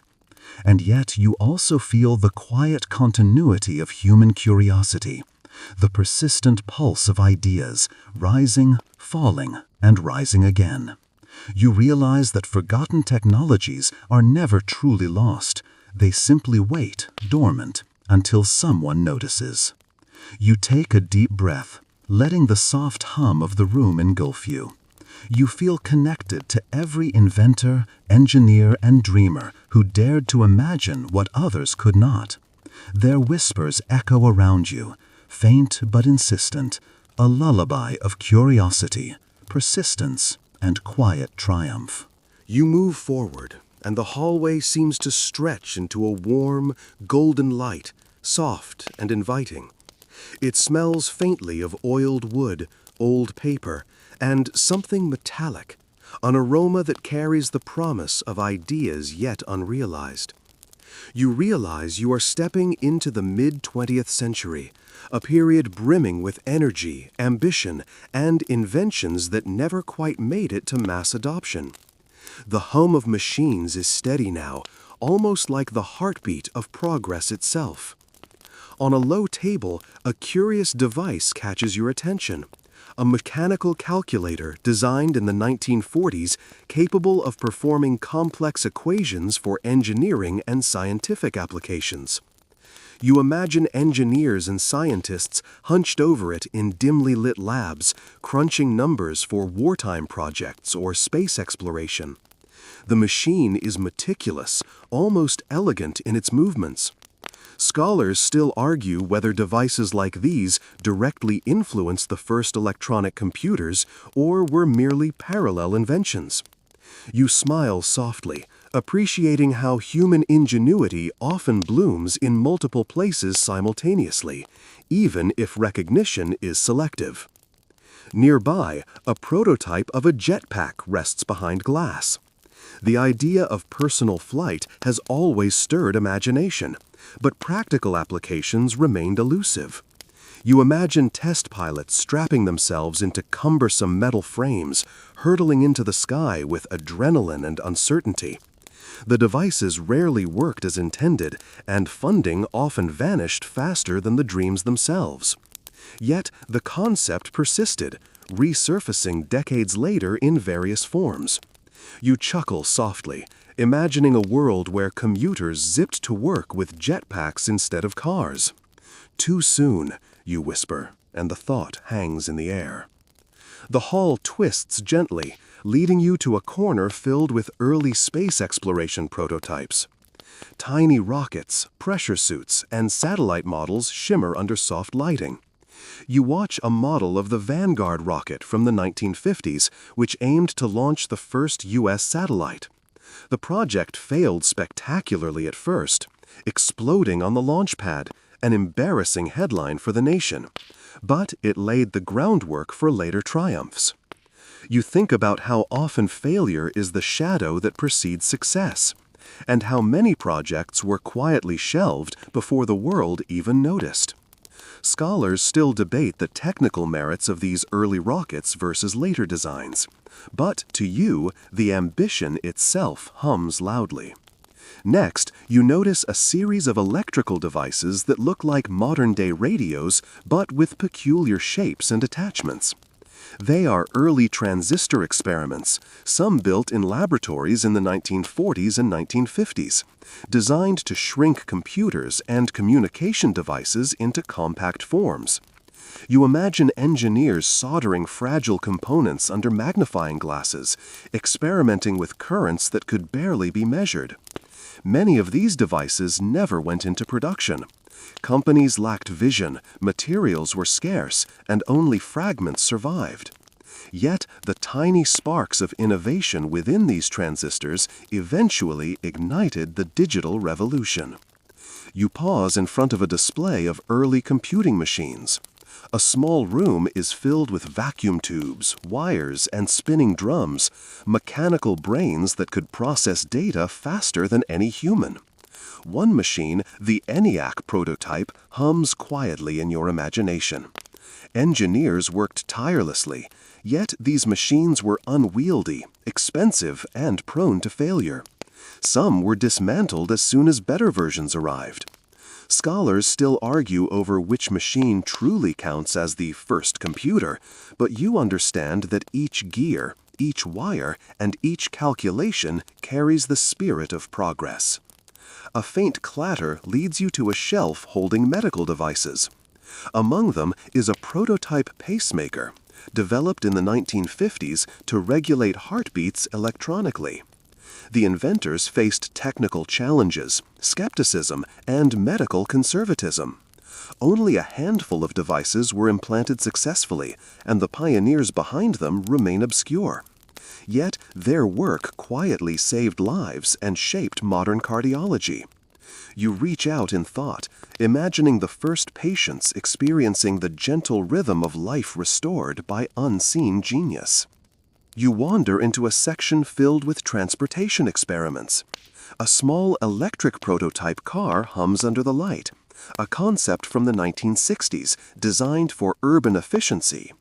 Engineers and designers envisioned it as the solution to crowded cities, pollution, and fossil fuel dependence.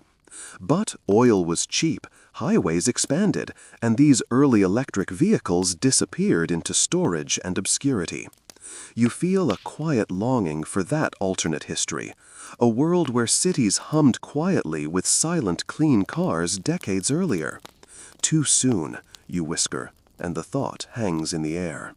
The hull twists gently, leading you to a corner filled with early space exploration prototypes. Tiny rockets, pressure suits, and satellite models shimmer under soft lighting. You watch a model of the Vanguard rocket from the 1950s, which aimed to launch the first U.S. satellite. The project failed spectacularly at first, exploding on the launch pad, an embarrassing headline for the nation. But it laid the groundwork for later triumphs. You think about how often failure is the shadow that precedes success, and how many projects were quietly shelved before the world even noticed. Scholars still debate the technical merits of these early rockets versus later designs, but to you, the ambition itself hums loudly. Next, you notice a series of electrical devices that look like modern-day radios, but with peculiar shapes and attachments. They are early transistor experiments, some built in laboratories in the 1940s and 1950s, designed to shrink computers and communication devices into compact forms. You imagine engineers soldering fragile components under magnifying glasses, experimenting with currents that could barely be measured.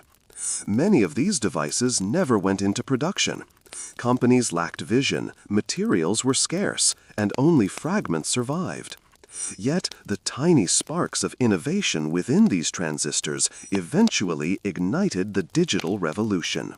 You pause in front of a display of early computing machines. A small room is filled with vacuum tubes, wires, and spinning drums, mechanical brains that could process data faster than any human. One machine, the ENIAC prototype, hums quietly in your imagination. Engineers worked tirelessly, yet these machines were unwieldy, expensive, and prone to failure. Some were dismantled as soon as better versions arrived. Scholars still argue over which machine truly counts as the first computer, but you understand that each gear, each wire, and each calculation carries the spirit of progress. A faint clatter leads you to a shelf holding medical devices. Among them is a prototype pacemaker, developed in the 1950s to regulate heartbeats electronically. The inventors faced technical challenges, skepticism, and medical conservatism. Only a handful of devices were implanted successfully, and the pioneers behind them remained obscure. Yet their work quietly saved lives and shaped modern cardiology. You reach out in thought, imagining the first patients experiencing the gentle rhythm of life restored by unseen genius. You wander into a section filled with transportation experiments. A small electric prototype car hums under the light, a concept from the 1960s, designed for urban efficiency. But oil was cheap, highways expanded, and these early electric vehicles disappeared into storage and obscurity. You feel a quiet longing for that alternate history, a world where cities hummed quietly with silent, clean cars decades earlier. Too soon, you whisper, and the thought hangs in the air. The corridor widens, revealing an alcove of experimental robotics. You see mechanical arms, walking automata, and early industrial robots, built to assist humans in factories. The prototypes are elegant and precise, yet their adoption was slow. Human labor remained cheaper, and the machines were often seen as intimidating or unnecessary. Scholars still debate whether these early experiments directly influenced the robotic revolution or were merely parallel ideas. Either way, the soft whir of gears carries the legacy of visionaries who dreamed beyond convention. Next, you notice a display dedicated to alternative energy experiments. Small wind turbines, experimental solar cells, and compact hydroelectric generators rest under gentle light. Inventors from the 1950s and 60s envisioned a world powered sustainably. Yet societal priorities, industrial growth, geopolitical tensions, and cheap fossil fuels pushed these ideas aside. You feel a soft resonance with their ambition, as though the inventions themselves are whispering, "We were here too." A faint glow in the corner reveals early computer graphics experiments. Simple vector displays flicker to life in your imagination, showing crude shapes and lines, the ancestors of the digital. The corridor ahead narrows and darkens slightly, the glow of forgotten ingenuity replaced by the soft gleam of polished metals and faint amber light. You realize you've entered a space dedicated to inventions that flirted with possibility, but never quite crossed the threshold into common memory. It's a room where human imagination stretched furthest, sometimes tripping, sometimes soaring, and sometimes simply being ignored. Your eyes are drawn to a small, intricate device on a pedestal. The phonotograph, invented in 1857 by Edouard Léon Scott de Martinville. The machine could record sound waves visually, etching vibrations onto soot-covered paper. You imagine the inventor hunched over his creation, fascinated as music, speech, and whispers became patterns and squiggles. Scholars still argue whether he fully grasped the implications of his work, yet the machine's existence predates Edison's phonograph by decades. The idea was lost, rediscovered only when modern technology decoded his old recordings. You can almost hear ghostly echoes of long-forgotten songs whispering from the paper. You wander further, and your attention shifts to early television experiments. A device from the 1920s flickers faintly in your mind, displaying ghostly, grainy images of dancers and actors. Mechanical television, once cutting edge, failed to capture sustained interest. Engineers experimented, broadcasters attempted to captivate audiences, yet funding, war, and skepticism pushed it aside. You imagine families huddled in front of these flickering screens, marveling at the magic, unaware that the future of entertainment was quietly passing them by. Scholars still debate whether mechanical television influenced later electronic models directly, but the spark of innovation is undeniable. The hall curves gently into a warmer, metallic room filled with early computing devices. Punch card tabulators, vacuum tube machines, and proto-programmable calculators hum faintly in your imagination. One small device stands out: the differential analyzer, an analog computer from the 1930s. You picture engineers turning cranks, feeding in numbers, and watching gears calculate solutions to complex differential equations. It worked remarkably well for its time, yet its presence faded into obscurity once electronic computers emerged. You marvel at the patience and dedication required to coax math from moving brass and steel. Next, your gaze is drawn to a small silver model of an experimental helicopter. Inventors in the early 20th century were obsessed with vertical flight, and you can almost hear the whir of early rotors. Funding was scarce, materials were limited, and many prototypes crashed or simply failed. Yet the ideas persisted. Scholars still argue whether these early machines truly informed modern helicopters or if reinvention occurred independently. You stepped closer, fascinated by the courage it took to attempt flight when even theory offered no guarantees. A faint glow highlights early robotics experiments. Small mechanical arms, walking automata, and early assembly line helpers line the shelves. Engineers in the 1950s and 1960s envisioned machines that could perform repetitive tasks with precision, reducing human labor. Some prototypes worked, some didn't. Investors often dismissed them as curiosities, and labor unions resisted widespread adoption. Yet quietly, these devices laid the groundwork for the robotic industries that dominate factories today. You watch the gears in your imagination, turning slowly but purposefully, bridging decades of experimentation. You notice a display of early alternative energy prototypes. Small solar panels, wind turbines, and hydroelectric models all crafted long before the Green Revolution. Inventors envisioned a sustainable future, yet industrial priorities, cheap oil, and political inertia buried these early projects.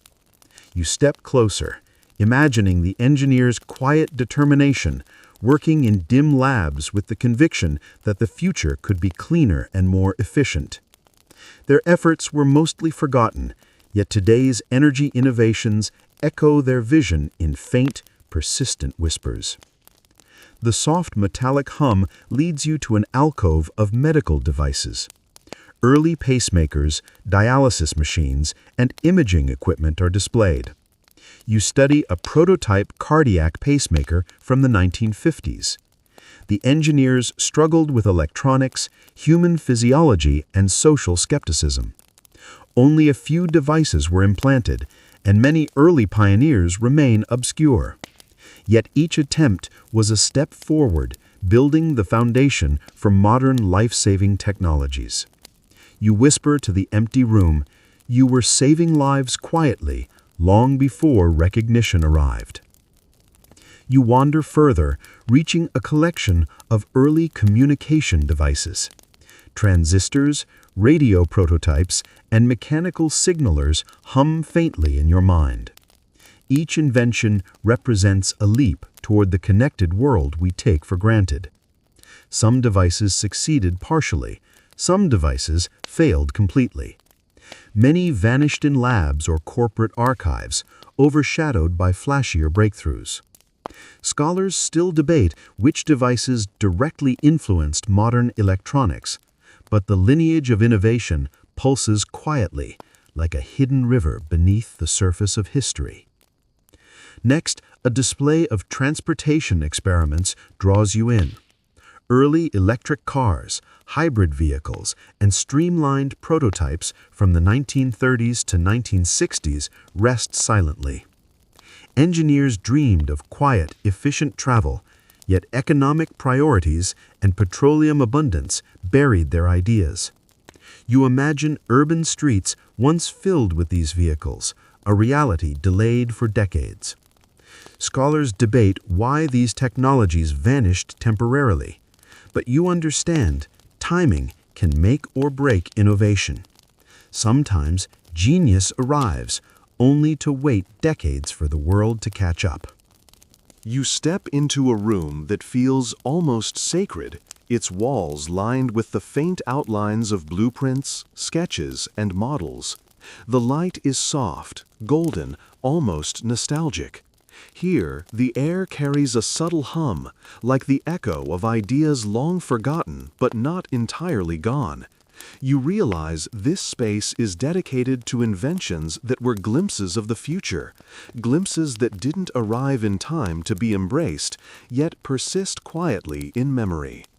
On a low table, a small brass and wood device draws your attention, an early mechanical typewriter designed for shorthand. Its keys are delicate, its mechanism precise. You imagine a stenographer in 1920, fingers flying, recording courtroom proceedings, speeches, and letters. The design was revolutionary, yet it never gained widespread popularity. Scholars still debate whether it influenced modern ergonomic keyboards or simply vanished as technology and typing standards evolved. You smile softly, imagining how this tiny machine bridged human dexterity with mechanical ingenuity, even if its moment in history was brief.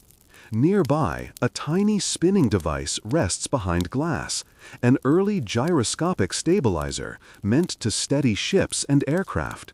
You envision engineers testing it on stormy seas and in windy skies, watching as the small brass gyros maintain balance against forces far larger than themselves. It worked beautifully in theory, but production costs and competing designs ensured that many prototypes were never widely adopted. You step closer, imagining the quiet relief of a captain whose ship would have tipped without this hidden marvel, now quietly forgotten in the annals of maritime engineering.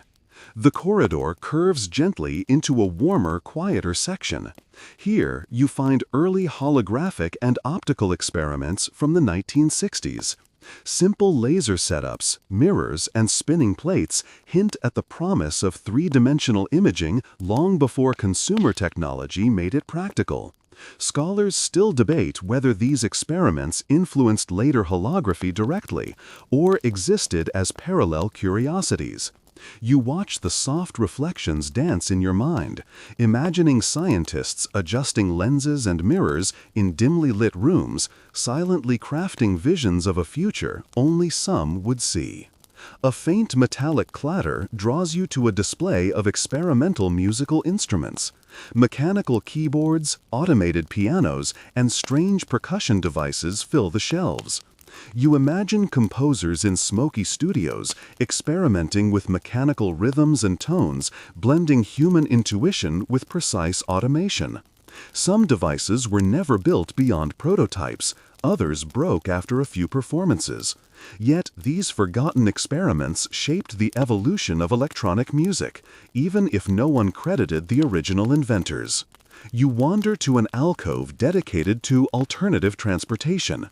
Small models of hovercrafts, early monorails, and compact electric vehicles rest under soft illumination. Engineers once dreamed of clean, quiet, and efficient travel, yet economic, social, and political factors shelved many of these projects. You imagine streets once alive with these vehicles, the air clearer, the noise gentler.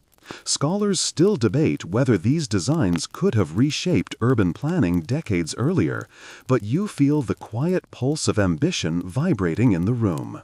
Your gaze shifts to medical prototypes from mid-century laboratories. Early dialysis machines, heart-lung bypass devices, and experimental imaging equipment rest under soft light. A prototype pacemaker hums faintly in your imagination. Inventors faced skepticism, funding issues, and technical challenges. Only a few patients experienced these early life-saving interventions. Scholars argue about the practical influence of these devices on modern medicine, yet the ingenuity is undeniable. You reach out with your mind, imagining the quiet triumph of restoring life in ways no one fully appreciated at the time. You step into a section devoted to energy experiments. Tiny solar panels, wind turbines, and early batteries glimmer softly. Inventors envisioned a world powered differently, more sustainably. Yet industrial priorities, cheap fuels, and political pressures buried many of these ideas. You imagine engineers working in basements and workshops, quietly shaping a vision of energy that the world would embrace only decades later.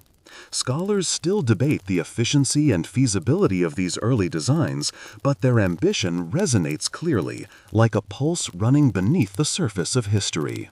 The corridor widens, and you encounter early robotics prototypes. Mechanical arms, walking automata, and small humanoid machines line the shelves. They were designed to assist humans, entertain, or mimic life. Some worked brilliantly, others failed spectacularly. Investors, skeptics, and cautious societies often dismissed them. Yet, quietly, these prototypes informed modern robotics, automation, and even AI development. You watch the gears spin in your imagination, realizing that even discarded experiments can ripple forward across decades. A faint blue glow illuminates early computer graphics machines. Vector displays, oscilloscopes, and primitive plotting devices hint at the dawn of digital visualization. You imagine engineers and artists experimenting, tracing lines on screens, discovering what pixels could convey. Many experiments were abandoned, too fragile or limited to survive. Scholars debate their direct influence on modern graphics, but the lineage of creativity hums softly through time, a hidden thread connecting past curiosity to present innovation. Next, your attention is drawn to experimental musical instruments. Mechanical keyboards, automated pianos, and strange percussion devices fill the shelves. You imagine composers in smoky studios experimenting with mechanical rhythms and tones, blending human intuition with precise automation. Some devices were never built beyond prototypes, others broke after a few performances. Yet these forgotten experiments shaped the evolution of electronic music, even if no one credited the original inventors. You wander to an alcove dedicated to alternative transportation. Small models of hovercrafts, early monorails, and compact electric vehicles rest under soft illumination. Engineers once dreamed of clean, quiet, and efficient travel, yet economic, social, and political factors shelved many of these projects. You imagine streets once alive with these vehicles, the air clearer, the noise gentler. Scholars still debate whether these designs could have reshaped urban planning decades earlier, but you feel the quiet pulse of ambition vibrating in the room. Your gaze shifts to medical prototypes from mid-century laboratories. Early dialysis machines, heart-lung bypass devices, and experimental imaging equipment rest under soft light. A prototype pacemaker hums faintly in your imagination. Inventors faced skepticism, funding issues, and technical challenges. Only a few patients experienced these early life-saving interventions. Scholars argue about the practical influence of these devices on modern medicine, yet the ingenuity is undeniable. You reach out with your mind, imagining the quiet triumph of restoring life in ways no one fully appreciated at the time. You step into a section devoted to energy experiments. Tiny solar panels, wind turbines, and early batteries glimmer softly. Inventors envisioned a world powered differently, more sustainably. Yet industrial priorities, cheap fuels, and political pressures buried many of these ideas. You imagine engineers working in basements and workshops, quietly shaping a vision of energy that the world would embrace only decades later. Scholars still debate the efficiency and feasibility of these early designs, but their ambition resonates clearly, like a pulse running beneath the surface of history. The corridor widens, and you encounter early robotics prototypes. Mechanical arms, walking automata, and small humanoid machines line the shelves. They were designed to assist humans, entertain, or mimic life. Some worked brilliantly, others failed spectacularly. Investors, skeptics, and cautious societies often dismissed them. Yet, quietly, these prototypes informed modern robotics, automation, and even AI development.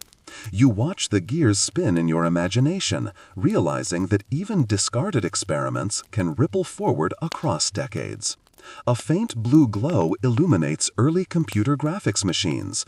Vector displays, oscilloscopes, and primitive plotting devices hint at the dawn of digital visualization. You imagine engineers and artists experimenting, tracing lines on screens, discovering what pixels could convey. Many experiments were abandoned, too fragile or limited to survive. Scholars debate their direct influence on modern graphics, but the lineage of creativity hums softly through time, a hidden thread connecting past curiosity to present innovation. Next, your attention is drawn to experimental space devices. Tiny satellites, atmospheric probes, and small-scale rocket models glimmer under gentle light. Engineers tested, calculated, and risked failure. Many prototypes never launched, some exploded spectacularly. Yet their lessons quietly informed every successful mission that followed. Scholars still argue over which early designs were most influential. You step forward into a final chamber, warmer, softer, and suffused with a gentle golden glow. The air feels weightless here, almost like stepping into a memory of countless laboratories, workshops, and quiet inventors' studios. Every surface hums faintly, carrying echoes of ingenuity that the world almost forgot. You realize this is the culmination of your journey through lost technologies, a place where human imagination lingers, patient and undisturbed. At the center, a polished wooden table displays a small array of home automation prototypes from the 1960s and 1970s. Tiny mechanisms, switches, and sensors hint at a world where homes could anticipate needs, adjust lighting, and control temperature with minimal human intervention. Engineers and hobbyists dreamed vividly of convenience and comfort, yet production costs and societal inertia buried these innovations. You imagine a family waking to soft light and automated coffee brewing, unaware that the idea had been conceived decades earlier. Scholars still debate whether these early systems influenced later home automation directly, or if reinvention occurred independently. But the ingenuity hums clearly in your imagination. A faint metallic shimmer draws your eyes to a corner containing experimental wearable technology. Watches capable of calculations, early hearing aids, and even primitive health monitors rest under gentle illumination. You picture inventors working late into the night, adjusting tiny gears, wires, and sensors. Some devices failed. Some were ignored, yet each contributed quietly to the technological tapestry that now defines personal electronics. You smile softly, imagining the wonder in the eyes of those who glimpsed these possibilities, unaware that the world would take decades to catch up. Nearby, small-scale urban planning prototypes are displayed. Miniature models of elevated transit, automated traffic systems, and futuristic city grids. You walk around them slowly, imagining bustling streets, quieter air, and more efficient living spaces. Visionary architects once sketched these ideas with careful precision, yet most were dismissed as utopian fantasy. Funding never arrived, politics intervened, and these blueprints gathered dust. Scholars still argue whether any modern city planning borrows directly from these visions, but the pulse of imagination remains alive, waiting to inspire the next generation of urban thinkers. You step toward a display of early artificial intelligence experiments, mechanical brains built from gears, relays, and vacuum tubes. A small chess-playing automaton hums faintly in your mind's eye. Inventors labored tirelessly, creating machines capable of decision-making, strategy, and even mimicry of human thought. Many prototypes were dismantled, overlooked, or ridiculed, yet quietly they laid the foundation for modern AI.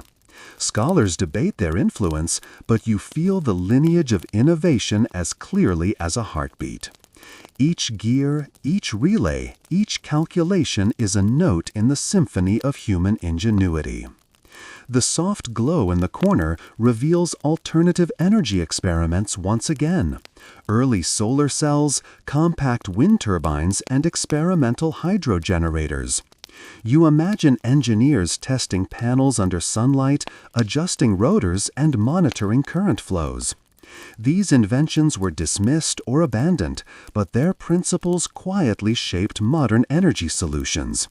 You step closer, feeling the warmth of human foresight and dedication to sustainability that the world largely ignored at the time. A small, delicate mechanical computer rests under glass, its gears slowly turning in your imagination. This early attempt at automation, perhaps inspired by Charles Babbage's designs, could perform calculations and logical operations. Inventors devoted years to these machines, yet most were never completed, dismantled, or forgotten. Scholars still debate the practical impact of these devices on later computing, but you feel the invisible thread connecting past and present. The subtle persistence of curiosity, ingenuity, and relentless problem-solving. You move past a row of experimental robotics, humanoid figures with gears and wires attempting human-like motion. Some move gracefully, others falter. Engineers once devoted countless hours to these creations, imagining factories and homes aided by mechanical companions. Funding and societal readiness often fell short, and the prototypes quietly vanished. Yet you realize each attempt taught lessons that echo in modern robotics and automation. Their presence, though silent, reverberates softly through time. Nearby, medical innovations from the mid-20th century glow faintly. Dialysis machines, early imaging devices, and heart-lung bypass systems stand as quiet monuments to perseverance. Some succeeded spectacularly, others were discarded as impractical. Yet every prototype pushed the boundaries of human possibility. You imagine patients unknowingly touched by forgotten genius, their lives subtly shaped by inventors long gone from public memory. Scholars debate the lineage of these innovations, but the impact is undeniable, carried forward quietly by the ripple of human curiosity. A faint hum draws you to a display of communication prototypes. Early transistor radios, rudimentary teleconferencing devices, and experimental modems hint at a world striving for connection. Some worked partially, some failed spectacularly. Inventors persevered despite skepticism and financial hurdles, their work quietly laying the foundation for the hyper-connected world you now inhabit. You feel a subtle resonance of patience, experimentation, and the courage to pursue an idea even when recognition is far away. Finally, you approach a pedestal at the room's center, holding a home computer prototype, perhaps one of the earliest personal computing devices. You imagine hobbyists typing programs, experimenting with code, and envisioning digital worlds beyond comprehension.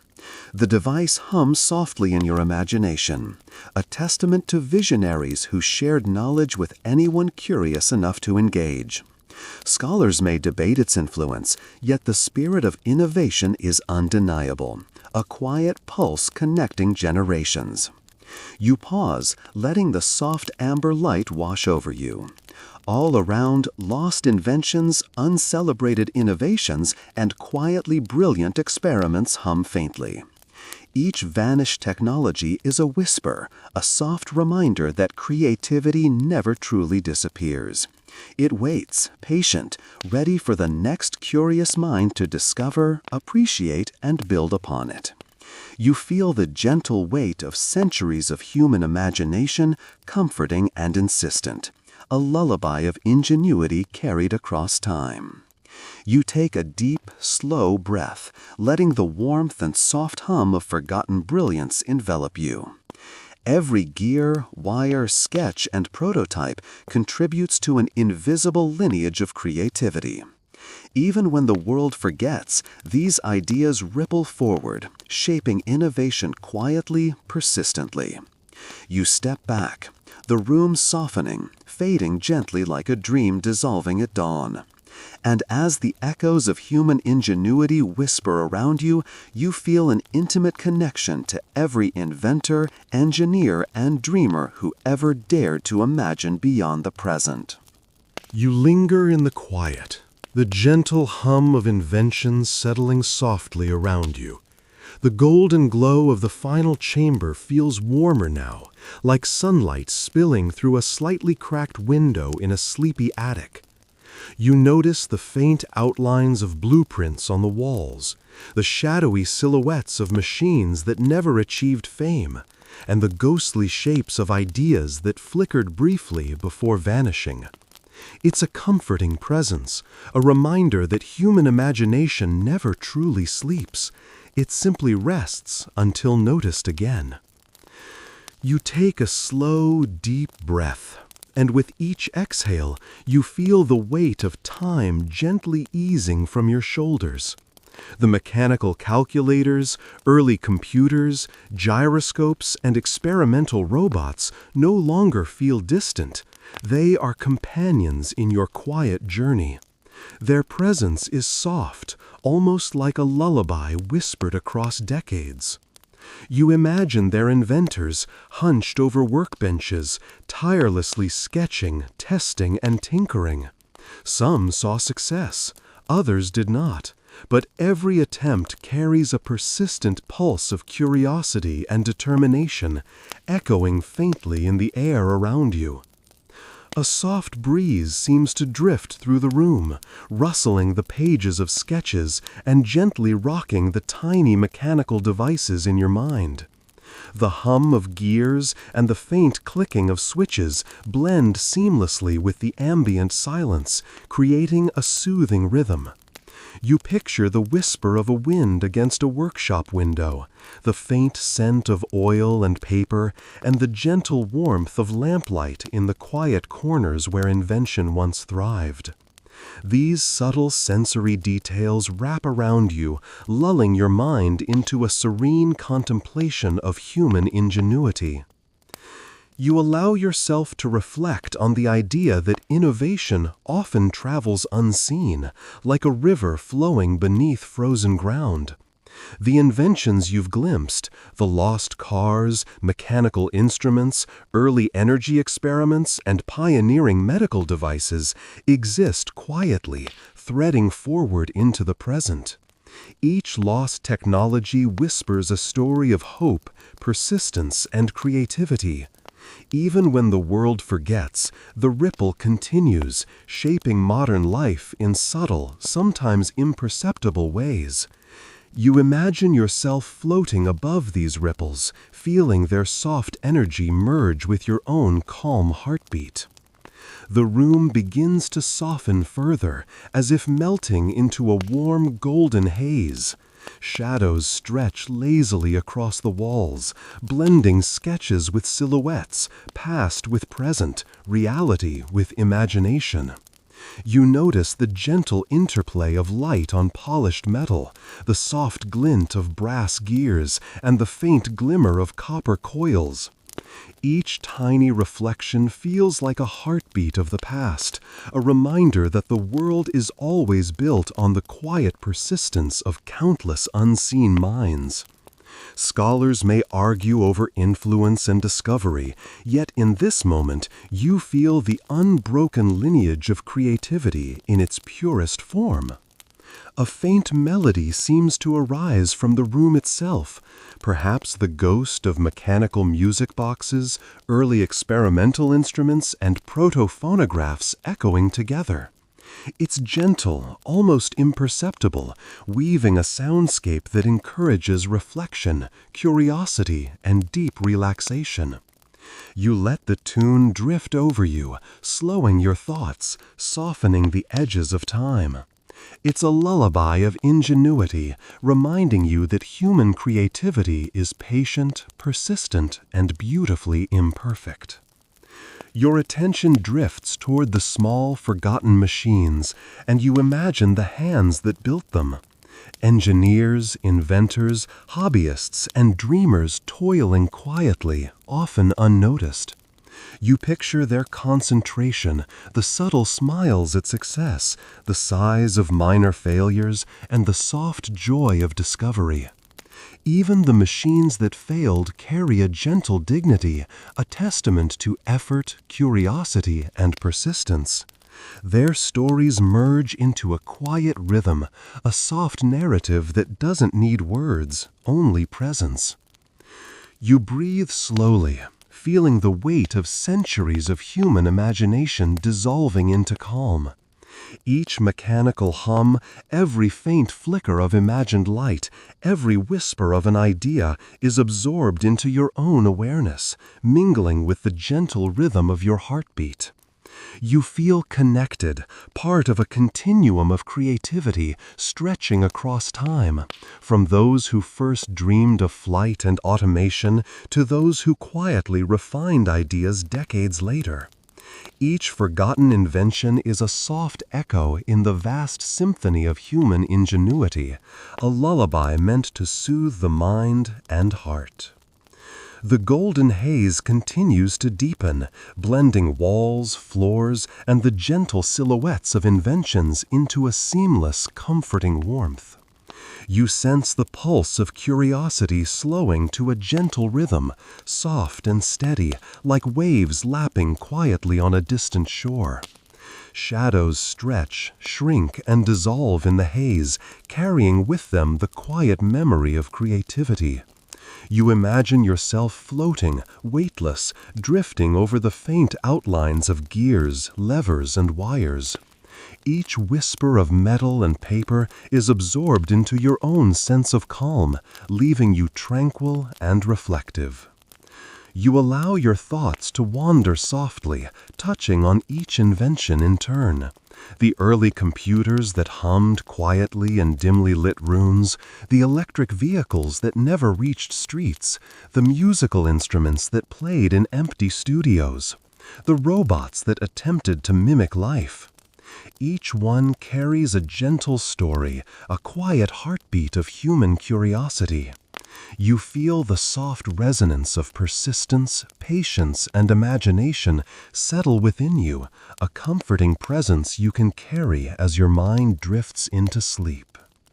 The warm light around you fades gently into soft shadows, leaving only the quiet pulse of ideas and the faint hum of innovation lingering in your mind.